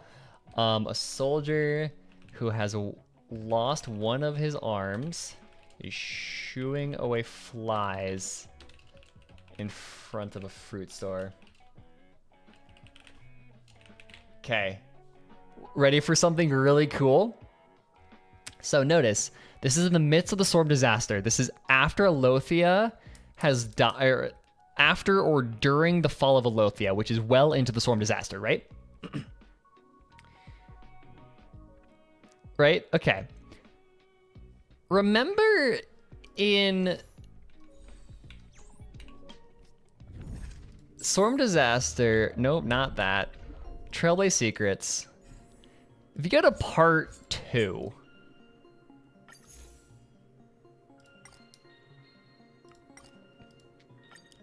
if you choose make a small cut with the knife, you don't know why such a thought occurred, but you only live once. A ravenous desire for destruction smolders in your heart, stoked by an overwhelming fear of annihilation. Your right hand rises uncontrollably as an irresistible fear tinkles through you and forces you to make a decision to commit robbery. However, as you touch the knife, remember this is the drowned knife that appears when you douse a colorful flame with seawater, right? As you touch the drowned knife, countless souls who once caressed this blade appear and dissipate, and stories flood into your mind. For out of the same fear, a one-armed father once wielded this very knife to protect his daughter, and yet amidst the warfare that destroyed their village, the grown daughter ended her own life in the swarm. One-armed father, a soldier who has lost one of his arms. That's not a coincidence.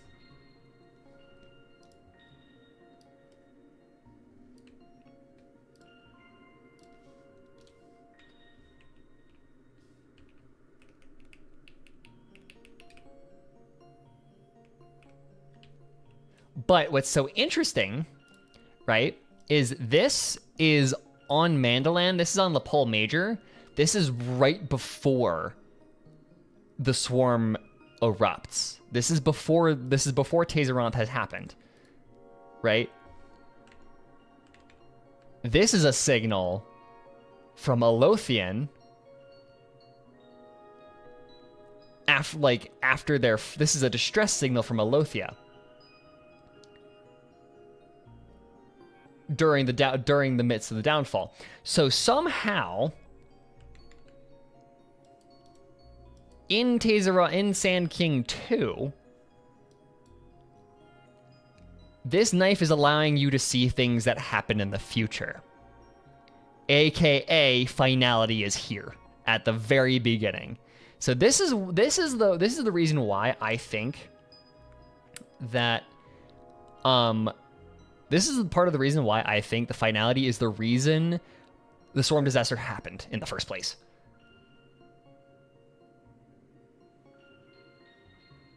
This is why I think Terminus was involved in the creation of the swarm in the first place.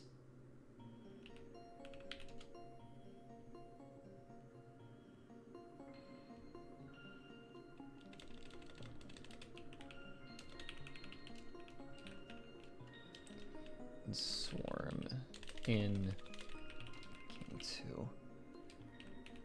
Destruction choice.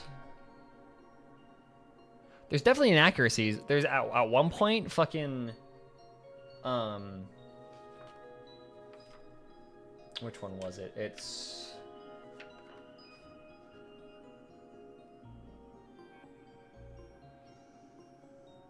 Tragedy in Insects 6 is the weirdest one because somebody's tampering with what happened to Ouroboros, with the data that that has to do with Ouroboros' disappearance.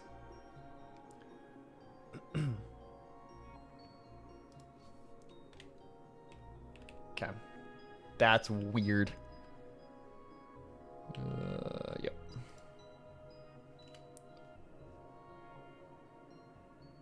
In nearly 3 days. Another 3.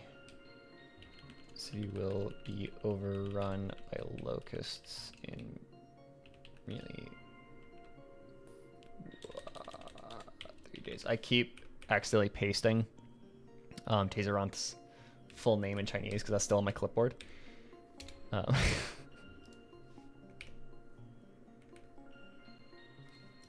This is 1 time speed universe. I don't understand this part. This is the 1 times speed universe.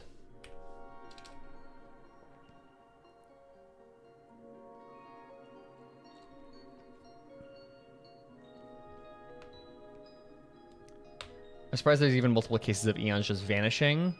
Adrilla, Ouroboros, and potentially even Long. Yeah. Maybe it's simulated. Aha was the one tampering with the data. I think Skrillum even pops up after Tragedy in Insect 6 and just straight up says somebody's tampering with the data, which implies an external force tampering with the data, which would either be Mythos or Aha. No, but ready for this? Okay. We get a signal from the Synesthesia Center. Synesthesia is a thing that comes up in synesthesia is a big thing that comes up in fortification, Annals of Fortification. I think who was also tampering with data? Doesn't the simulated Aha know they're in a simulation as well? Yes, regularly. They are able to like break through. Signal from Synesthesia Center on Trashil.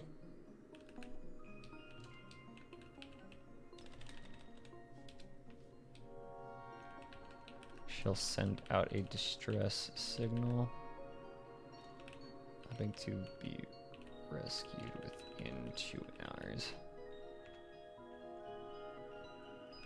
When escorts sent by the Order, which is a weird thing. Star system is found devoured by swarm. And then after this, this is 2 times speed universe.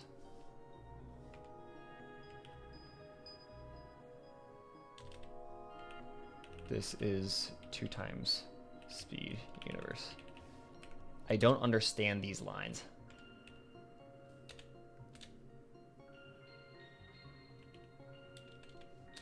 And then after this, like it's 10 times speed universe or whatever.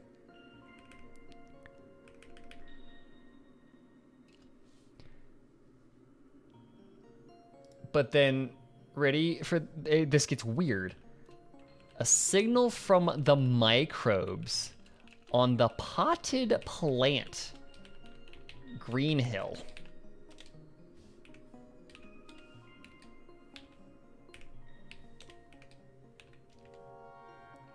We're on a potted plant now. Right? The Green Hill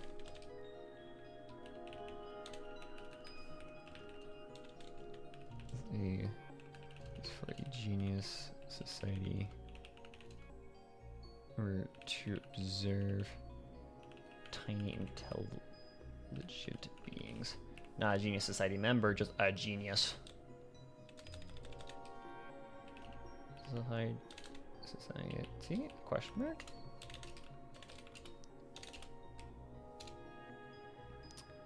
Little subjects they grew, nourished, and excreted in a state of ecstasy until an entire green hill was trampled by a single true sting.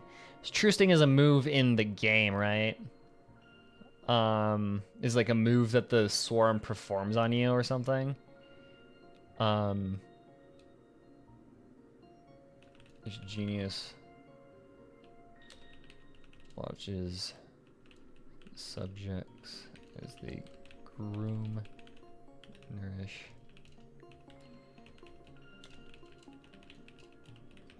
Ecstasy here. Aha moment. Tardy of green hill zone. Is trampled. A single true sting.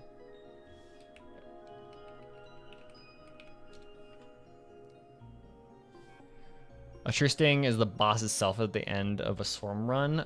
Okay. The boss at the end of a swarm run. Why would they... Oh, okay, so did the swarm disaster like apply at every scale? Or something?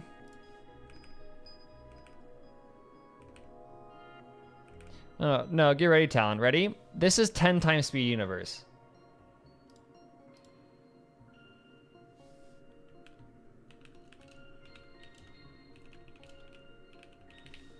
It doesn't make fucking sense.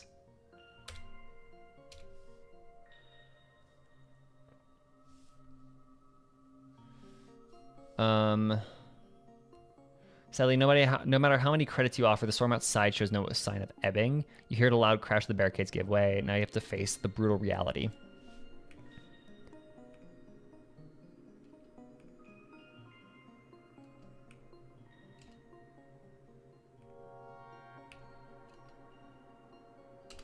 Yeah, okay, and then...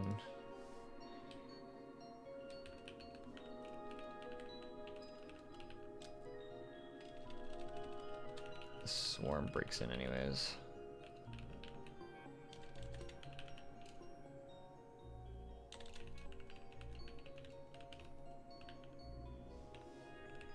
Okay.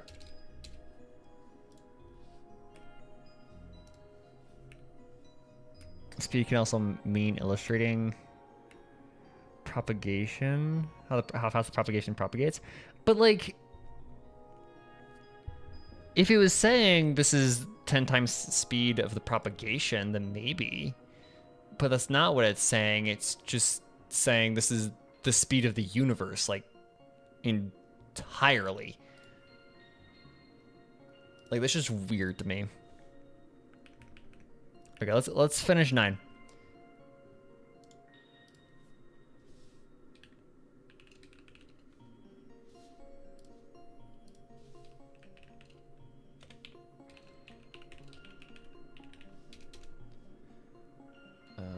On the pole major.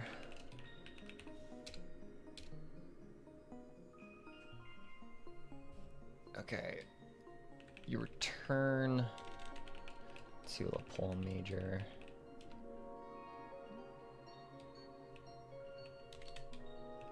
Playing. Turn to a pole major.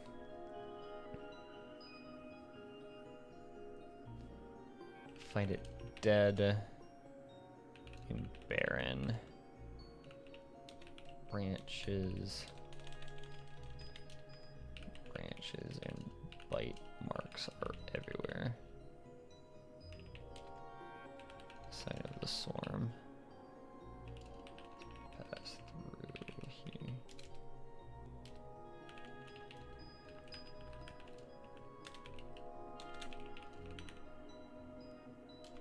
See Sand King.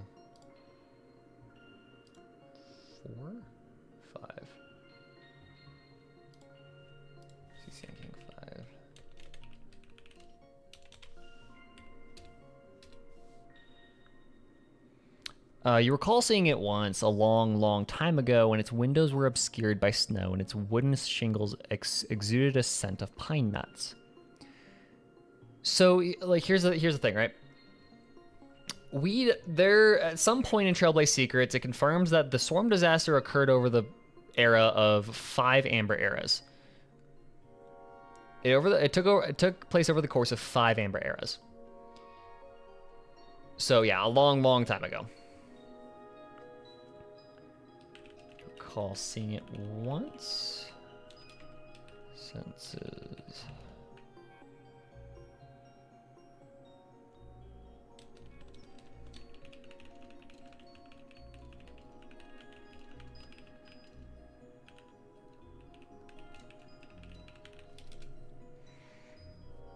So maybe this is saying, like, implying Akivili was here even a really long time ago, like before the island became an isolated island. Mandolin Island was described largely as tropical. Before the swarm erupted, was isolated because of abnormal geologic and oceanic activity. Okay. Interesting. How long is an Amber Era? It varies. So an Amber Era is defined as the amount of time it takes, one Amber Era is the amount of time it takes for Qlipoth to strike their hammer, whatever the fuck that means. So Amber Eras vary in amount of time, but they can be very, very, very long, or they could just be a couple of decades.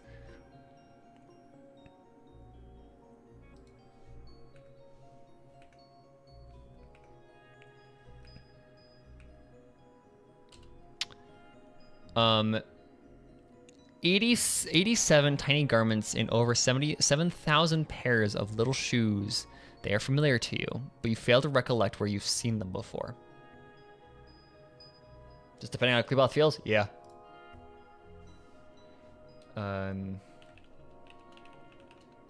87 tiny garments.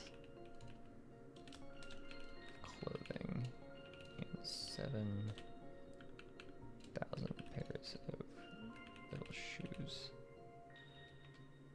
They feel familiar. To recollect.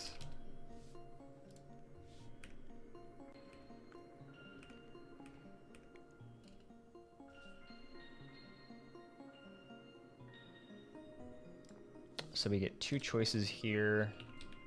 Get preservation. Before entering, take a big whiff. That's a weird reaction. These have never been worn, so they have absolutely no smell. Or before entering, take off your shoes. 87 is a fucking multiple of 3. Of course it is.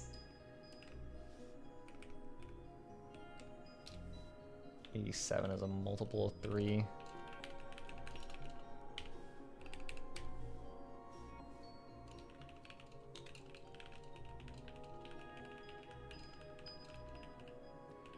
From smelling them. Scent is a weird one in this one. Scent is just generally a weird thing.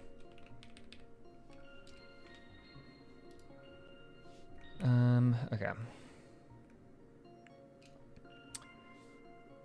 Melchizedek, the last hermit of La Pole Major. Okay. This is so fucking weird. This is where this guy comes back into play. Yeah.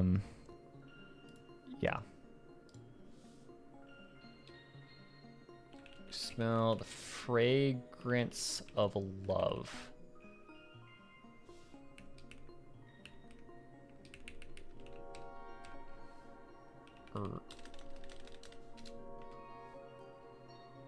Fragrance originates from Melchizedek.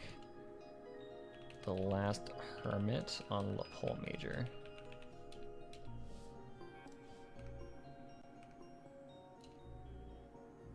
So is Melchizedek the woman?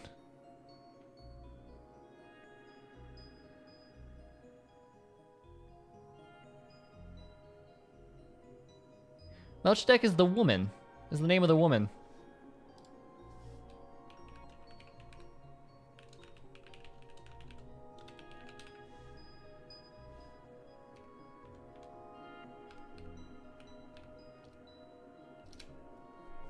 Because the woman was the only one that refused to evacuate from La Pole Major.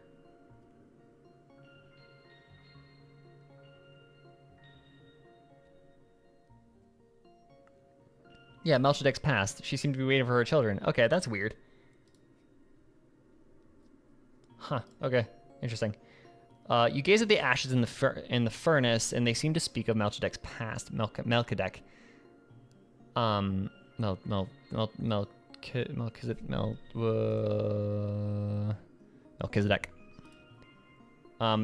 They speak of Melchizedek's past. She had been waiting for her children until her food had been depleted and everything outside had been devastated. She stumbled, opened the door, and cast herself into the darkness that enveloped the sky. All right, good night, Ryo. We're almost done. Ugh. He's at ashes in the furnace, which speak of her past. Waited for her children until her food run out.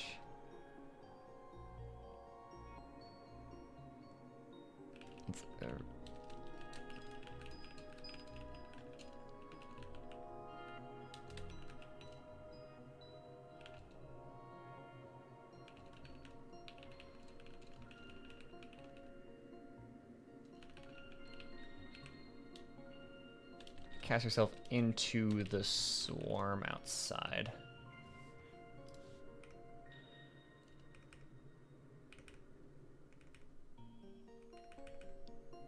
Is that really the end of it? That's just the end of it. Okay.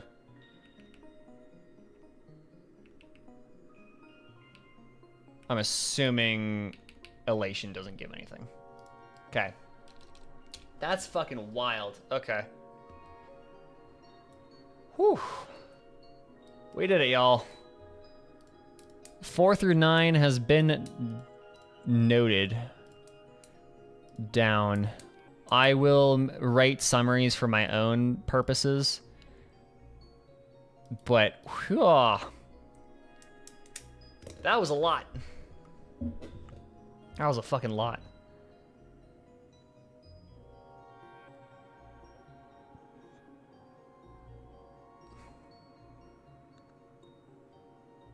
So yeah, that's the process I've been undergoing for a while, and that I need to do with everything. Just because of how dense this is, this breaks it down into digestible chunks that I can work with now. Now that I have these notes all over the place, and I have these bolds that, you know, identify symbols, I can also link articles with each other in Obsidian. So, yeah, that's my entire process. that's my process that I have to do with everything. So, okay. I'm also using Obsidian. Love that shit. Okay. But thank you guys so much for tuning in. This is fun. I hope to get this video ready, like, I hope to get this script written soon. I'm very excited about this. I want to get this video out. I have like the first page of a script written, and like I know how I'm gonna tackle this. So yeah, but I'm glad I got Swarm Disaster done, or I got Sand King done, because Sand King is the biggest. Sand King is by far the biggest one. It's 9 parts. So everything else should go fast now that I got Sand King out of the way. But yeah. So thank you guys so much for tuning in. I will be streaming Genshin probably Wednesday. And then yes. When does HSR? Hold on. I think we have a couple of weeks. We have like 2 more weeks for Fushan. Yeah, okay. Yeah, so next couple of streams are going to be Genshin. And then we'll be good. So thank you guys so much for tuning in.